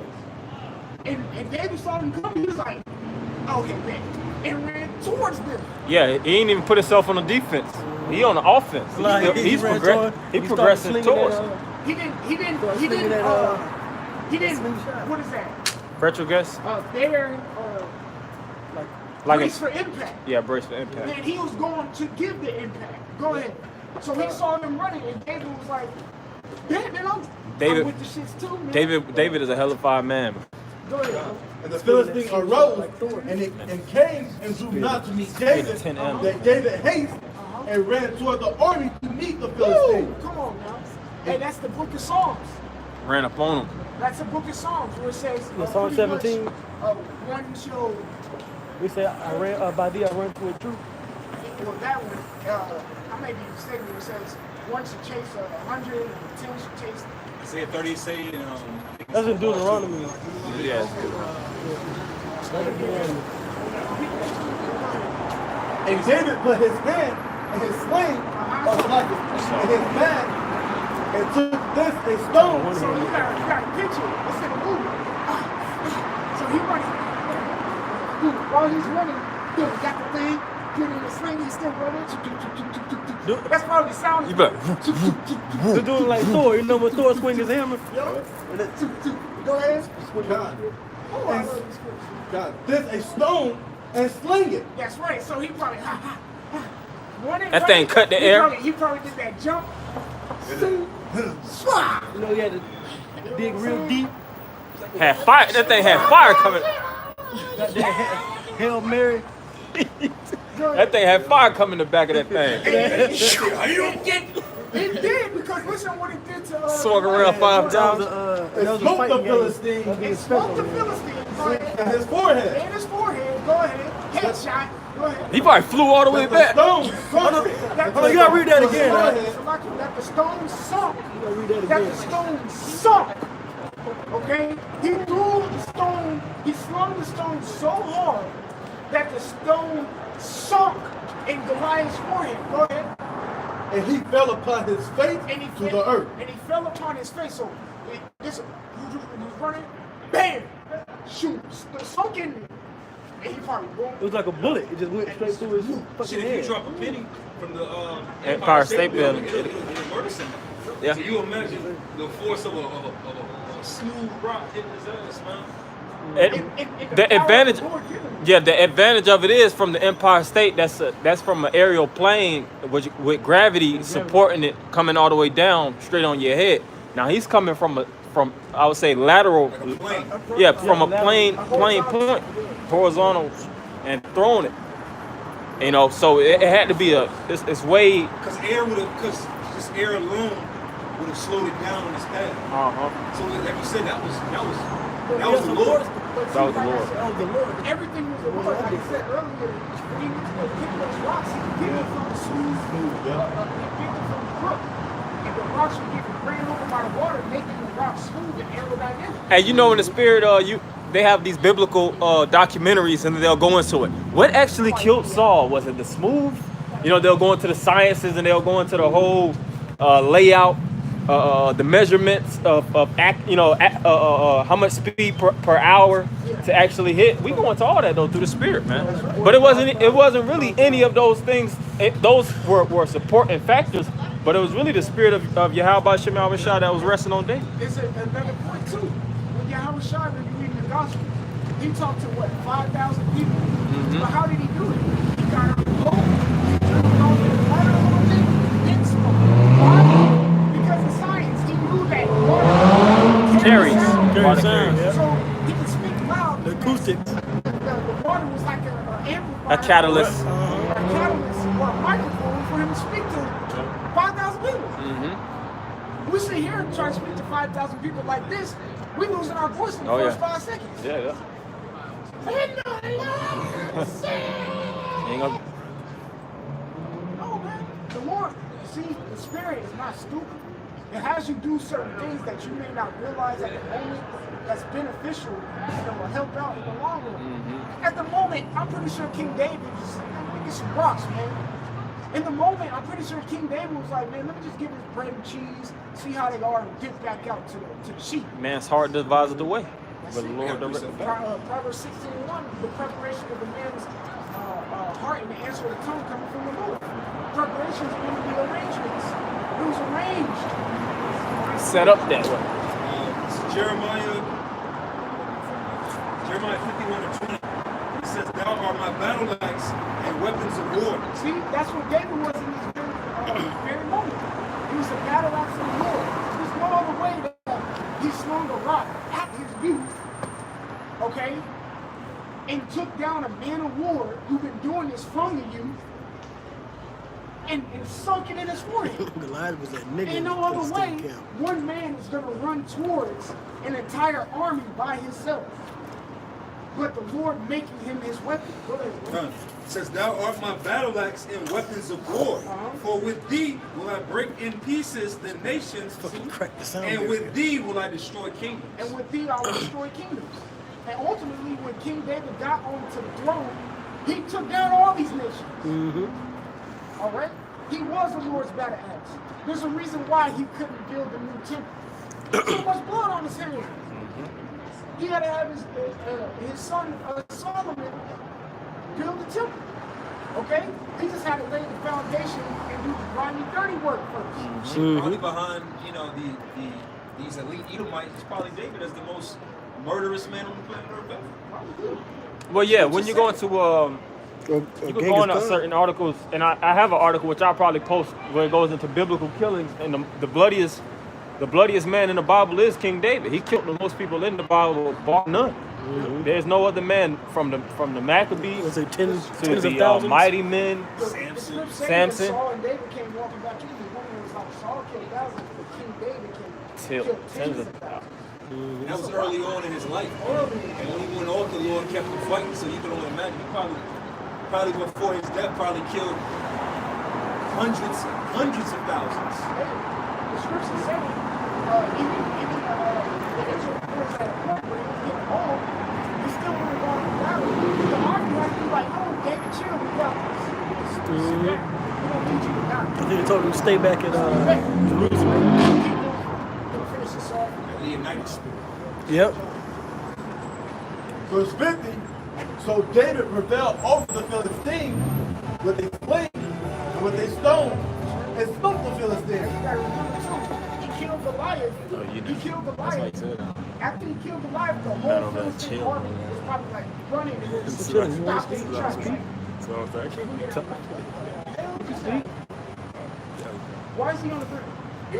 Why is he standing up? Like, what the fuck? Go ahead. And slew him. Well, he asked. There was no sword in the hand of David. Therefore David ran and stood upon the Philistines. You came on top of get the Captain Morgan on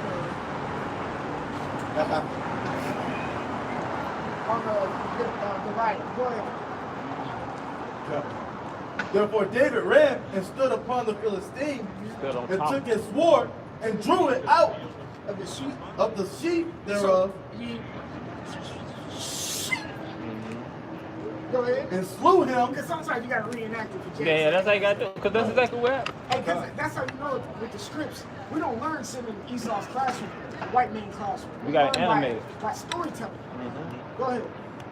And slew him and cut off his head therewith. Smart. But that is the power of the tongue right there. He told him, "I'm gonna kill you and I'm gonna cut your head off, and then I'm gonna take out all the Philistines." Go ahead. When the Philistines saw their champion was dead, they fled. Hey, it shows the same thing in the movie Troy, in the opening scene. That always reminds me of the David story. That's where they got it. That's where they got it He from. went up there. Quick too.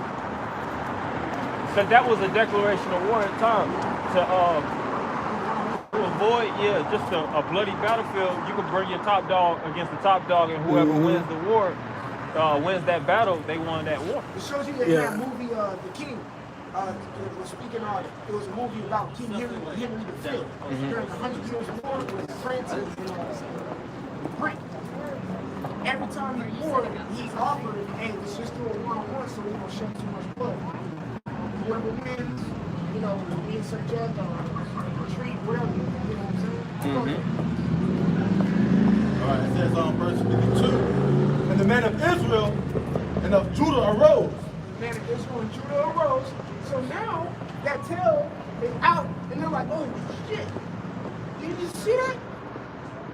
Go ahead. And shouted, Whoa! Whoa! They probably watching that. Fired up. Whoa, let's go. Go ahead.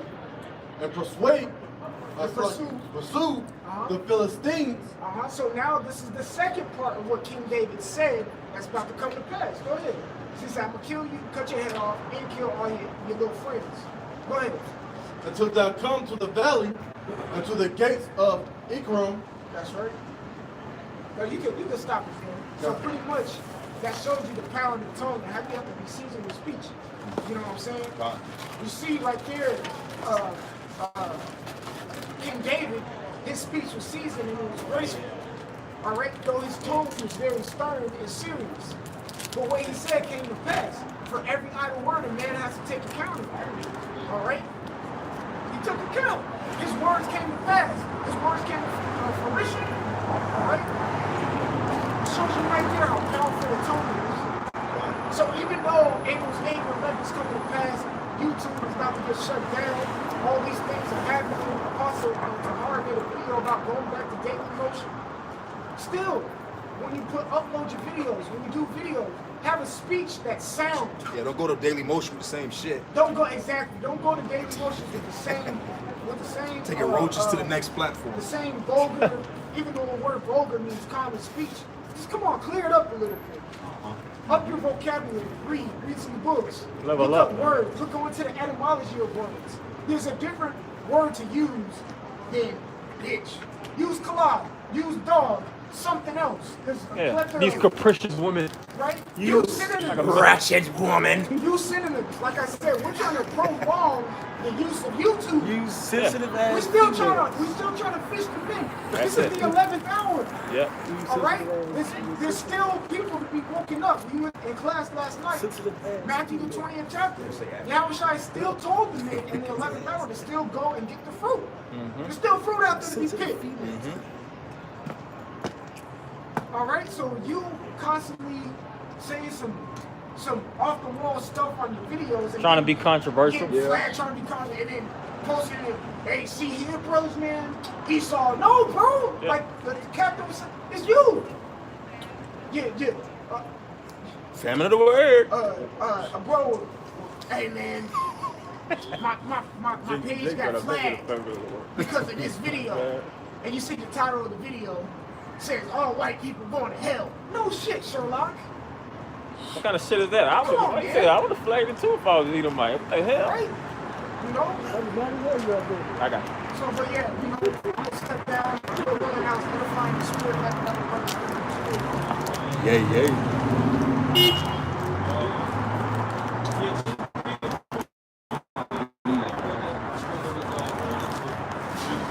Could have pulled in the parking spot.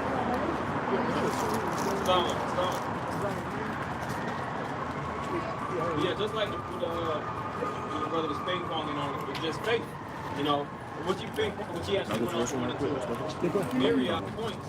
But one thing I did want to touch on is Somebody going with you? the excerpt that he was speaking on with King David and the level of faith he had at the same time of the action that proceeded through his words.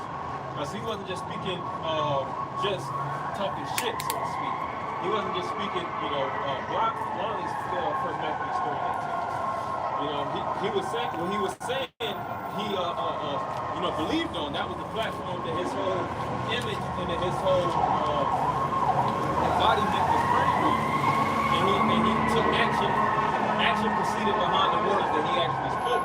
And that was the layout of all the men of the Lord. Now in today's time, these jakes now, they just say things that just sound good, man. You'll be amongst a lot of jakes. They have an expensive mouth, so to speak. They say a bunch of things, but they put forth no action, man. Yep. And that's not our culture. That's not the spirit that our people were in. Our people were always men that would say certain things, and they would back each and every word they presented. You know, you got that first Maccabees. This first Maccabees 3, verse 18.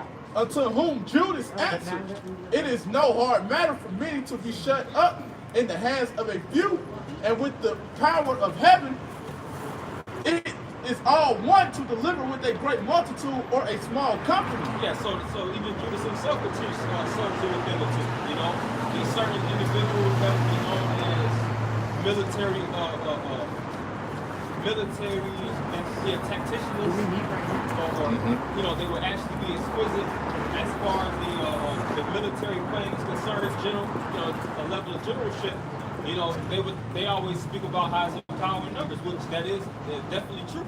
It is a power in numbers. It's a power in actually having a big, broad military. And even in today's time, everybody embraces the fact of the strength in numbers.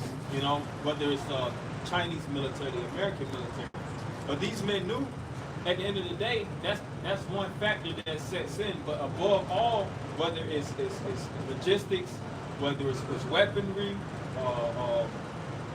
the men that's actually in your personnel that stands and proceeds basically above all those things is the power that you have on your side, man. It don't matter if you have a million men in your army. You know, if the Spirit of the Lord is with those two men, which you get that in Deuteronomy, I want you to check it out. I got a precept for you too, brother. If the Lord has His Holy Spirit on two men, those two men can take down millions. They can take down nations, man. That's right. We've seen those instances take place from reading. All right, because these words are divine, and this isn't fictitious. These are biblical events and accounts that happened with scribes and scholars present, writing these events down. When David cut the head off of King Saul, best believe there was a man that was a reporter. Goliath. Oh, excuse me. Who else that King? King Saul. Excuse me. Okay.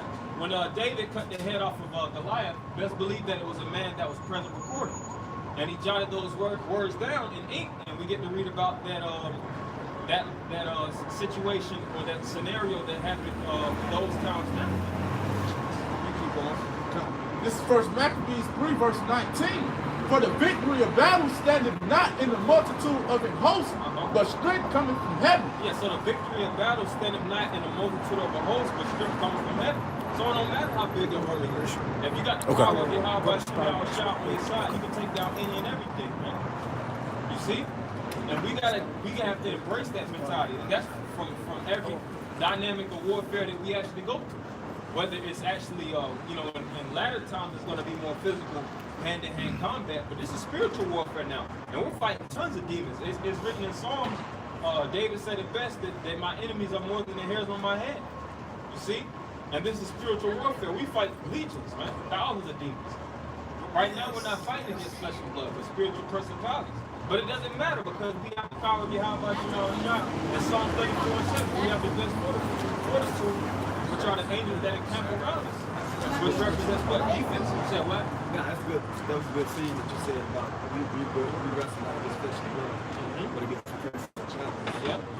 And we have defense, right? We have a defense that actually protects us in times of grief, in times of sorrow, in times when we feel like we're at a point of succumbing to our enemies. Because you have those low points. You be like, man, I feel like I'm losing this fight. You know, this is warfare, but god dang. I'm getting my ass whooped. Am I going to actually make it to the next stage? Because I can't even pass this. Hell yeah. So I feel like I can't pass this, but that's where your faith has to test. That's where prayer, that's where fasting, that's where picking up with a fellow brother, and to fuel you up in the spirit comes in. Yeah, I had two, but I got one of what you just said. This is Psalms 38 and 19. And it says, but my enemies are lively and they are strong, and they that hate me wrongfully are multiplied. I'm going to read it again for you. This is Psalms 38 and 19. And it says, but mine enemies are lively and they are strong, and they that hate me wrongfully are multiplied. Yeah, and that's the so-called white men in the military. It's always individuals that's looking to attend or be a part of the so-called white man system in his army. And we're outside of this system. We're an enemy of the state, you know? So we're looked at as an enemy, and we're not the majority. We're the minority. You know, The minority of the minority. I was about to say, first off, as a so-called nation, they label the blacks, Latinos, and Native Americans as minorities. And amongst our people, we're taking the few amongst them. You see, the few good men. He said that at 144. And not only is it enemies of the other nations, which is the so-called white men and the Chinese and Japanese, it's still enemies of our nation that's looking to take us out. It's still enemies of our nation that's willing to offer us for a bag, man. You give the right so-called white man, so-called black man a couple dollars, they would actually kill us, man. Yeah, Tiberius Alexander's here today. Yep. You know them sellouts of Israel are right here today.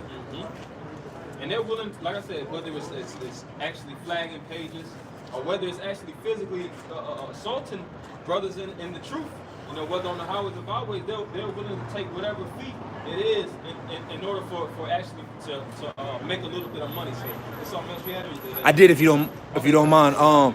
This is Judges, going to your first Maccabees, the third chapter precept. This is Judges 7, and I'm gonna start at 3. And it says, now therefore go to proclaim in the ears of the people, saying, whosoever is fearful and afraid, let him return and depart early from Mount Gilead. Yeah, so right now, the time that we live in, this shouldn't be for the fear heart, man. The energy is turning up. Like I said, we just read certain excerpts and examples of certain men where they was in the brink of warfare, and it was live. Bodies was dropping right around them. And that same instance is going to occur in Jesus Christ.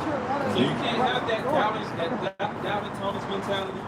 You know, you doubting each and every one of things, double-minded. You basically playing hopscotch in the truth. You got to be fully set in. Like, man, look, we're in the midst of war. This is warfare. It ain't no doubt about it, man. There is no turning back. There is no going on. Ain't no plan B here. There is no plan B. Either you're going to gird up and fight fully headstrong in this war, or don't be a part of it at all. You know? Because there's no such thing as being an innocent bystander. The so-called white man is waging war against all nations, including you blacks, Hispanics, and Native Americans. And you are the prime enemy. He wants to execute you as a people. And there is no choice but to fight back. You know? I think they had that scene on Hellboy where he was speaking about how it was the first Hellboy. He said when demons bump in the night, he was saying we bump back. You know, which I always thought of that as a good point, because he was like, really, when things go down at night, you know, most people don't fight against that, but they have that special ops group, which Hellboy was part of that special ops group when you first watched the first one, and his father and everybody else that was a part of that alliance. But he said when demons bump in the night, we bump back. Yeah, know? We ain't backing down. And we ain't backing down, and you gotta have that mentality, because who else is fighting against this spirit in the spiritual warfare? Who else is actually objective and actually fight? This Psalms 94, I think 16. Yeah, because I was last night on TV. 300 came on, and I was watching it, and you know, through the spirit, when you watch Leonidas, up until the point where that messenger came, he wasn't thinking about war. They were just chilling. You know, he was wrestling with his son, and then he got a message that the messenger came to tell him about war. Yeah, he was popping his, you know what I'm saying? And then it's just like, all right, well, we got to fight. His woman gave him that head nod, and it was green. It was a green light. That's how it happens. Like you said, if you get bumped, you can't just, run across the water like a cartoon shit. Yeah, you got certain Jakes, they got that overseas mentality, man. Let me just move out of America, man. This is going to get destroyed here. Let's go to South America early. Nah, man, we here. We in the midst of the war. Yeah, we in the belly of the beast. We in the belly of the beast. And this we can say. You got it. Yeah, so like you know, say, 1 Corinthians 6. It says that the fearful and the abominable, you know, either life of mankind, they're not going to inherit the kingdom of the Most High. So you got the spirit of keeping back your sword from blood, literally, you know, spiritually as well. When it gets time, you know, it's time to actually, you know, gird up. Because first you got to gird up spiritually and mentally. But things is going to go to another level. When it's time for the Lord turn that notch up, and if you got that fearful spirit on you, then you ain't going to make it. You know, we're going to be a casualty. You got that? This is Psalm 94, verse 16. Who will rise up for me against the evildoers? Yeah, so the Most High is asking the question. That's a declaration publicly to the whole nation. Who will rise up for me against the evildoers? And there's a lot of people that do evil. And it's preferably the so-called white man, these elitists, man. Who's going to fight against them? Who's going to stand up on the front lines and be the vanguards against such evil, perpetrators of your nationality, man? The ones that call themselves the Jews, the ones that stole the country, put you on cargo slave ships, imported you to a foreign country, oppressed you, beat you down, you know, seduced your nation, pimped out your women, you know, robbed your forefathers, your ancestors. Who's gonna fight against that? Because some man, Jake be saying the so-called white man, they look at him as boogeyman. It's Thanos. They're like, oh hell no, this man, he got all the rings. That's how Jake be looking at Esau, like goddamn Thanos. What Thanos control? What time? That gauntlet glove. Esau has that glove. All the scripture says, what? He shall change time. Yep, he do. He has the gauntlet glove, man. You know, to change times, laws, nationalities, recreate the world, change reality, switch up the dynamics of books that were supposed to be never touched, so to speak. He's done. Scripture says he has power to make fire come down from heaven, man. What he said, he exalted himself as God. Jake be like, I'll be damned if I can hardly even, beat the niggas on my block. You know, these different gangbangers, they've been warring against each other for decades, and they ain't never came to a point of victory. The Crips ain't never beat the Bloods. How much more beating the so-called white man? You know, or the Bloods never beat the Crips. That's a war that's been going on for generations and generations. Hell yeah. You see, they're like, we can't even win the war on drugs. I can't even goddamn make my woman submit. We can't even train our goddamn dogs. Yeah. My dog ain't even listening to me. How much more taking out a so-called white man? Right. And it ain't just one white man. It's a nation. It's the right white man. Yeah. Right. And these white people work in conjunction, man. It's not a corporation where it's just, all right, here's the head. Like we just get to a point like, all right, this is where the elites take them on. We're going to put some C4s in each corner, and we're going to blow it up, and it's over. And we free! That's the Rock 13. Yeah. Well, a rich man will pretty much help another rich man. Rich man help another rich man. And the funny thing with these devils, they have that we don't die, we multiply. If you kill off all the elites, guess what? It's another group that's going to step up right in their place. But if I could say through the spirit too, that's why in Daniel it says, it speaks about that beast being more diverse than the other ones. Because like the brother was going into earlier about Goliath, right? Goliath came from that staple of, oh, I'm a leader of the people. I'm a front runner. I'm in the front of this. Esau don't fight like this. Esau gonna put millions and millions and billions of dollars and trillions of dollars of resources in front of him. You gotta go through so much shit to just get to an Evelyn Rothschild. That's the thing. That's that diversity. That's how many licks does it take to get to the middle? Like, goddamn. You gotta kill. You would have to kill all Esau to get to Evelyn Rothschild. You're not just going. Right. He got so many layers, but. And you got billion-dollar industries, billion-dollar companies, not companies, trillion-dollar companies,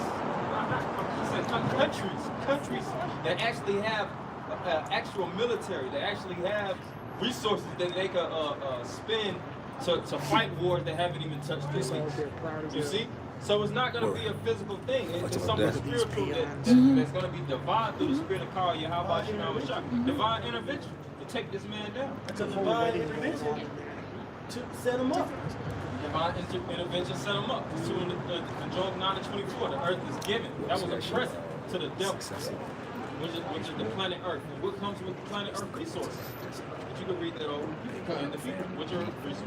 This is Psalm 94, verse 16. Who will rise up for me against the evildoers? So the Lord said, so who's going to rise up against this devil? You know, who's going to rise up against? Keep going. Or who will stand up for me against the workers of iniquity? Yeah, so you got somebody like this population of people, and the Heavenly Father's making that declaration. You know when people, if they're going to spread like this, Jake ain't going to try to take that type of, I was like, that's right. I would say, hold that baton. It's something that seems impossible. Like I said, if you go back to the history of what this man has done unto nations, what he has done unto people, he's spiritual. He's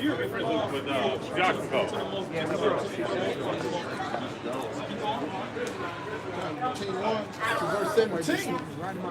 Unless the Lord Yahweh had been my help, my soul had almost dwelt in silence. Yes, so unless the Most High had been our help, our soul would have dwelt in silence. And we're not at a point of silence, but the rest of our people, they just basically shut up. They're at a point of not fighting back. You talk to certain jakes about how you feel about the so-called white man, no comment. You'll see certain individuals, like you have sports players, or you have rappers and things of that nature that'll walk past Israelite camps, and they'll ask them certain questions about the so-called white man, and they don't want to speak on it. They don't want to speak about the atrocities and stuff. Yeah, Walker Flucker. Yeah. Don't put me on camera. Don't put me on camera. Like I said, when it goes into certain things that happen to our people in the past and now, how do you feel about cops shooting Negroes down and things of that nature? And Jake don't say nothing. Well, Floyd told us that we should listen to the cops better. Oh, what Lil Wayne say? He said, I ain't got no problem with white Racism, get that away from me. That hush money. That's why David said if the Lord wasn't on his side, then he would have been silent. A lot of Jakes in these times are very, very silent. They quiet. Esau don't have to physically castrate black men anymore.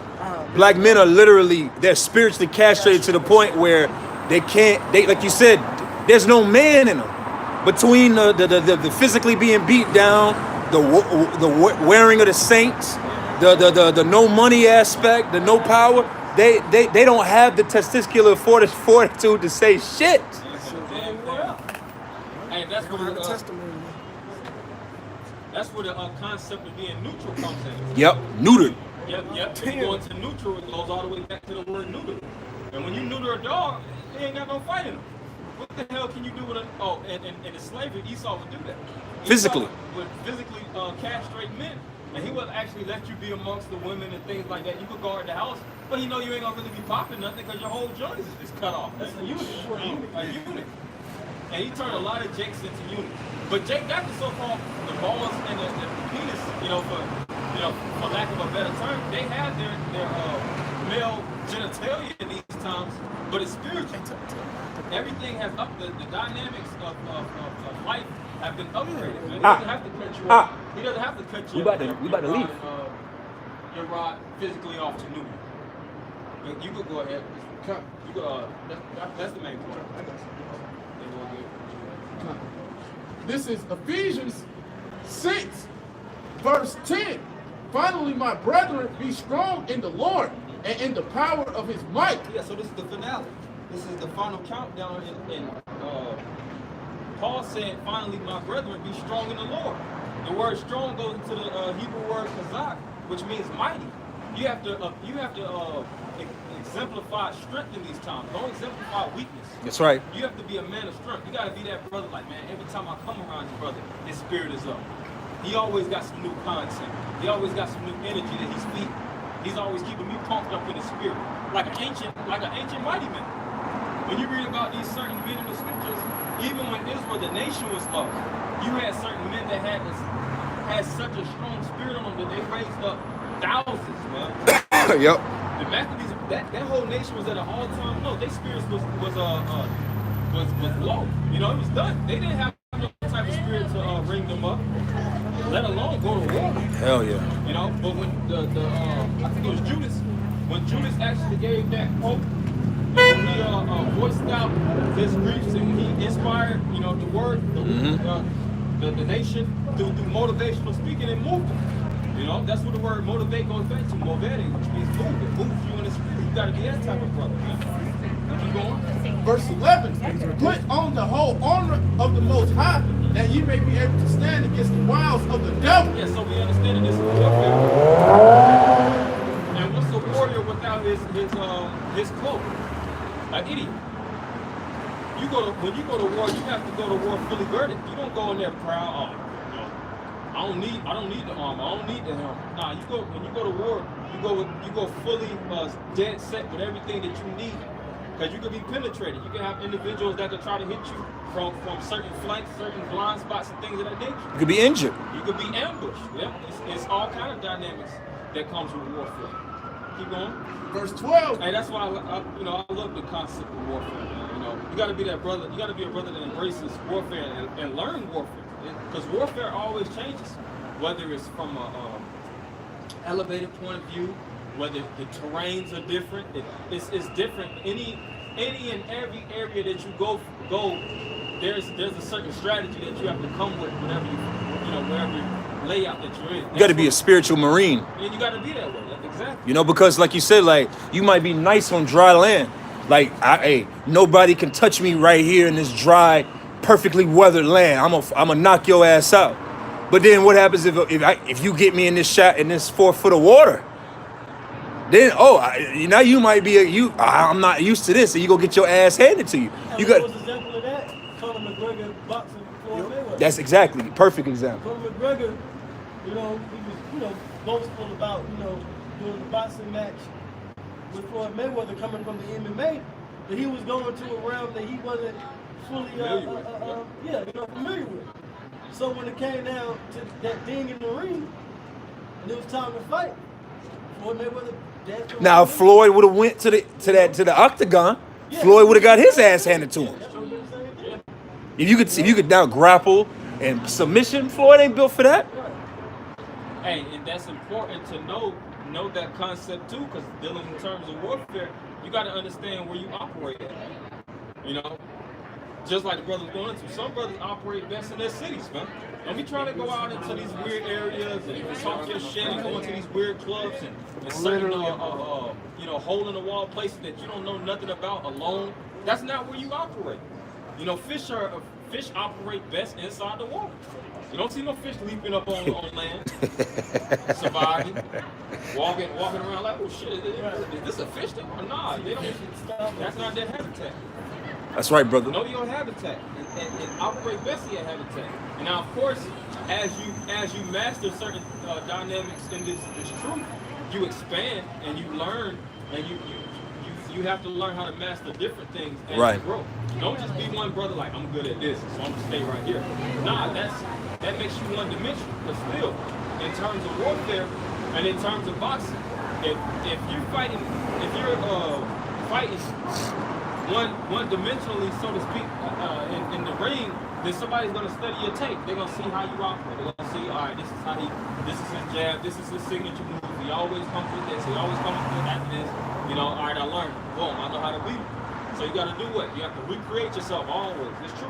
Hey, that's one of the 48 laws of power. Recreate yourself. Well, if I may say, sometimes break yourself all the way back down.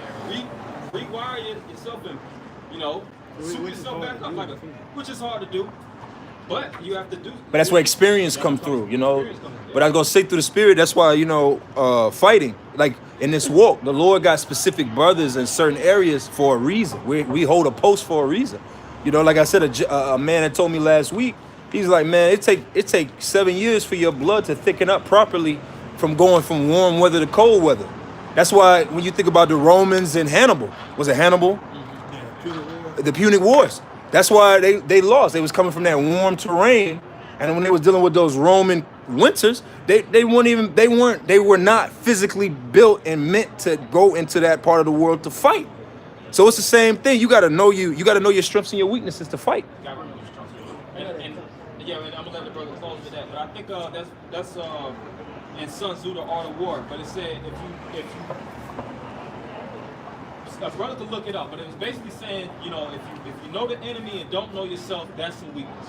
If you know yourself and don't know the enemy, that's also a weakness. But it was going into certain terms of it. Mm-hmm. But it was saying if you don't know the enemy and you don't know yourself, you're gonna lose 100 times out of 100 times. But if you know yourself and you know the enemy, then you're guaranteed success. That's right. So when you read the book, The Art of War, or learn certain concepts of it, it shows you how you get guaranteed victories. Basically through strategy, through actually learning spiritual tactics, and that spiritual warfare is still applied in these times now. You could look at these and read these different books and take that dynamic. And all gang members in jail read that book. Yeah, all politicians, entrepreneurs. Because everything has a style of warfare built inside of it. Let your enemy fight your battles for you. Let your enemy fight your battles. And we're going to go back close with Juice for a second. This is 2 Maccabees 15 and 6. It says, so Nicanor, in exceeding pride and haughtiness, determined to set up a public monument of his victory over Judas and them that were with him. But Maccabeus had ever showed confidence that the Lord will help him. Wherefore he exhorted his people not to fear the coming of the heathen against him. So he knew himself and his enemy, like the brother just said. It says, but to remember the help which in former times they had received from heaven, and now to expect the victory and aid which should come unto them from the Almighty. Yeah, spiritual reminiscence. He reminisced and he respected the power that was on the side, and he knew that that was a leaning point. All right, I got him in my corner. And these men, they never went off of their own impulse. Just like with boxers, when them boxers are in the ring, they got a coach right behind them, always telling them, and basically, Jab, jab, jab, jab, jab, jab. Oh. they're basically, it's not always the man in the ring, it's the one in the background. That's the one that's actually pulling the strings, so to speak. You know, and it's the same thing with us. Coach me your minds. Yeah, you do the body work. And it got to be that same concept with Yahweh Shema Shah. We're physical beings, but our spiritual operations and how we delegate and perform, that's to be based upon the principles of this truth, which is the spirit of Yahweh Shema Shah. So it says, and so comforting them out of the law and the prophets, and all putting them in mind of the battles that they won before, he made them more cheerful. He made them more cheerful. So he had to, give them those words of encouragement by going into the context, going to, hey, this is what we went through. Look, we won this, we won that. Through the spirit of power, Yahweh Shema Shah. You remember the records of Moses? Romans 15 and 4. Yeah, then everything, those wild thoughts and demons that was plaguing their minds, that was making them doubtful and worrisome, it all got suspended by encouragement, man. And that's how you purge and absolve demons. Yep. Negative demons by positivity. Positive encouragement can kill and vanquish all kind of wicked or doubtful thoughts. You got it. I was gonna say that's why it's actually a commandment of ours that when we walk us by the way, we talk of the Lord.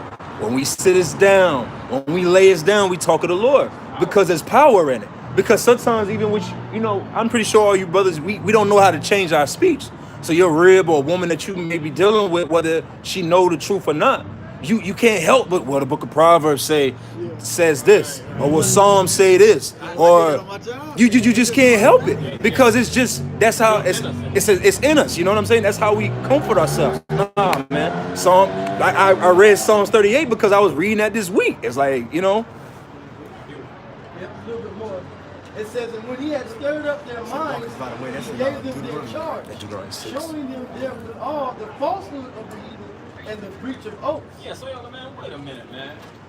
We could take them down. They got back in their right mind. Sometimes you lose yourself, especially in warfare. Warfare, that's in the article. All warfare is based upon deception, man. And that deception, that illusion, that optical illusion can plague your mind to the point where you don't know what's real from what's fake. Right. Then you start turning on the enemies in your own life. Then you start to conform amongst the ways of the enemy. And that's what happened amongst Jake. Jake is under a spell, man. But you have to always go back and revert back to the scriptures, the book. This is the strategy guide. This is the ultimate strategy guide to win this war, man. Mm-hmm. It's standing on something that's really in for your benefit. Exactly. And embracing your comrades in this truth too, and listening to the words that they say, the values that they set upon. So that was the main point. Okay. Verse 11. Thus he armed every one of them, not so much with defense of shields and spears, as with comfortable and good words. That's a weapon. Wisdom is better than weapons of war. You can arm a man with wisdom and words of encouragement, and that weapon can take you farther than shield and sword in certain events, man. Faith takes men a long way. That's the same. Give a man a fish, he'll eat for a day. Teach a man to fish, he'll eat for a lifetime. What the scripture say that? The Lord said what? that he teaches our hands to war. And you know, you have carnal niggas that are, yeah, that's why I'll F you up. No, that's talking about dealing with the word, man. It says, and beside that, he told them a dream worthy to be believed, as if it had been so indeed, which did not a little rejoice them. And so can I say something, please? Cause see, you have these scoffing ass Israelites that'll talk shit about the fact that Apostle Tahar will come around and he'll, cause we are approaching that time of the year again, where he'll get to the year 2020, the year of this, the year of the push, the year of the 3Ds. Well, that's the same spirit, because sometimes you gotta do things to rally your troops up, because it's always, like you said about war, there's always, you gotta keep the morale of your soldiers up, because there's always something out here to have us low. So you gotta do something to, nah, man, brothers, we know in our head that this thing gotta play out. This could take a few months to a few years to play out, but we always gotta say to each other, man, this thing can happen any day now. You gotta always, bro, we ain't going home tomorrow, man. Yeah, we understand that. But Scripture says, you know, you have to hasten the day. And you have to be roused up. You always got to keep yourself aroused. You know, just like when you pumping yourself up for you know, a woman. You might not be doing half the shit you finna do that, brother. I'm finna flip over. I'm finna so like he finna go in there, like he finna kill something. He ain't finna do none of that, man. But it's the speech and the pumping yourself up. So what? It gets the blood flowing, man. Yeah, it gets the blood. The arousal of it, so to speak. So you gotta stay spiritually aroused, man. But that was really the main thing. So we're gonna end up by giving all praise, honor, and glory to Yahweh, Ba'ashem, Yahweh Shai, Ba'ashem, Ruach HaKodesh. double honors to the apostles and elders of Great Millstone. Shalom. Shalom.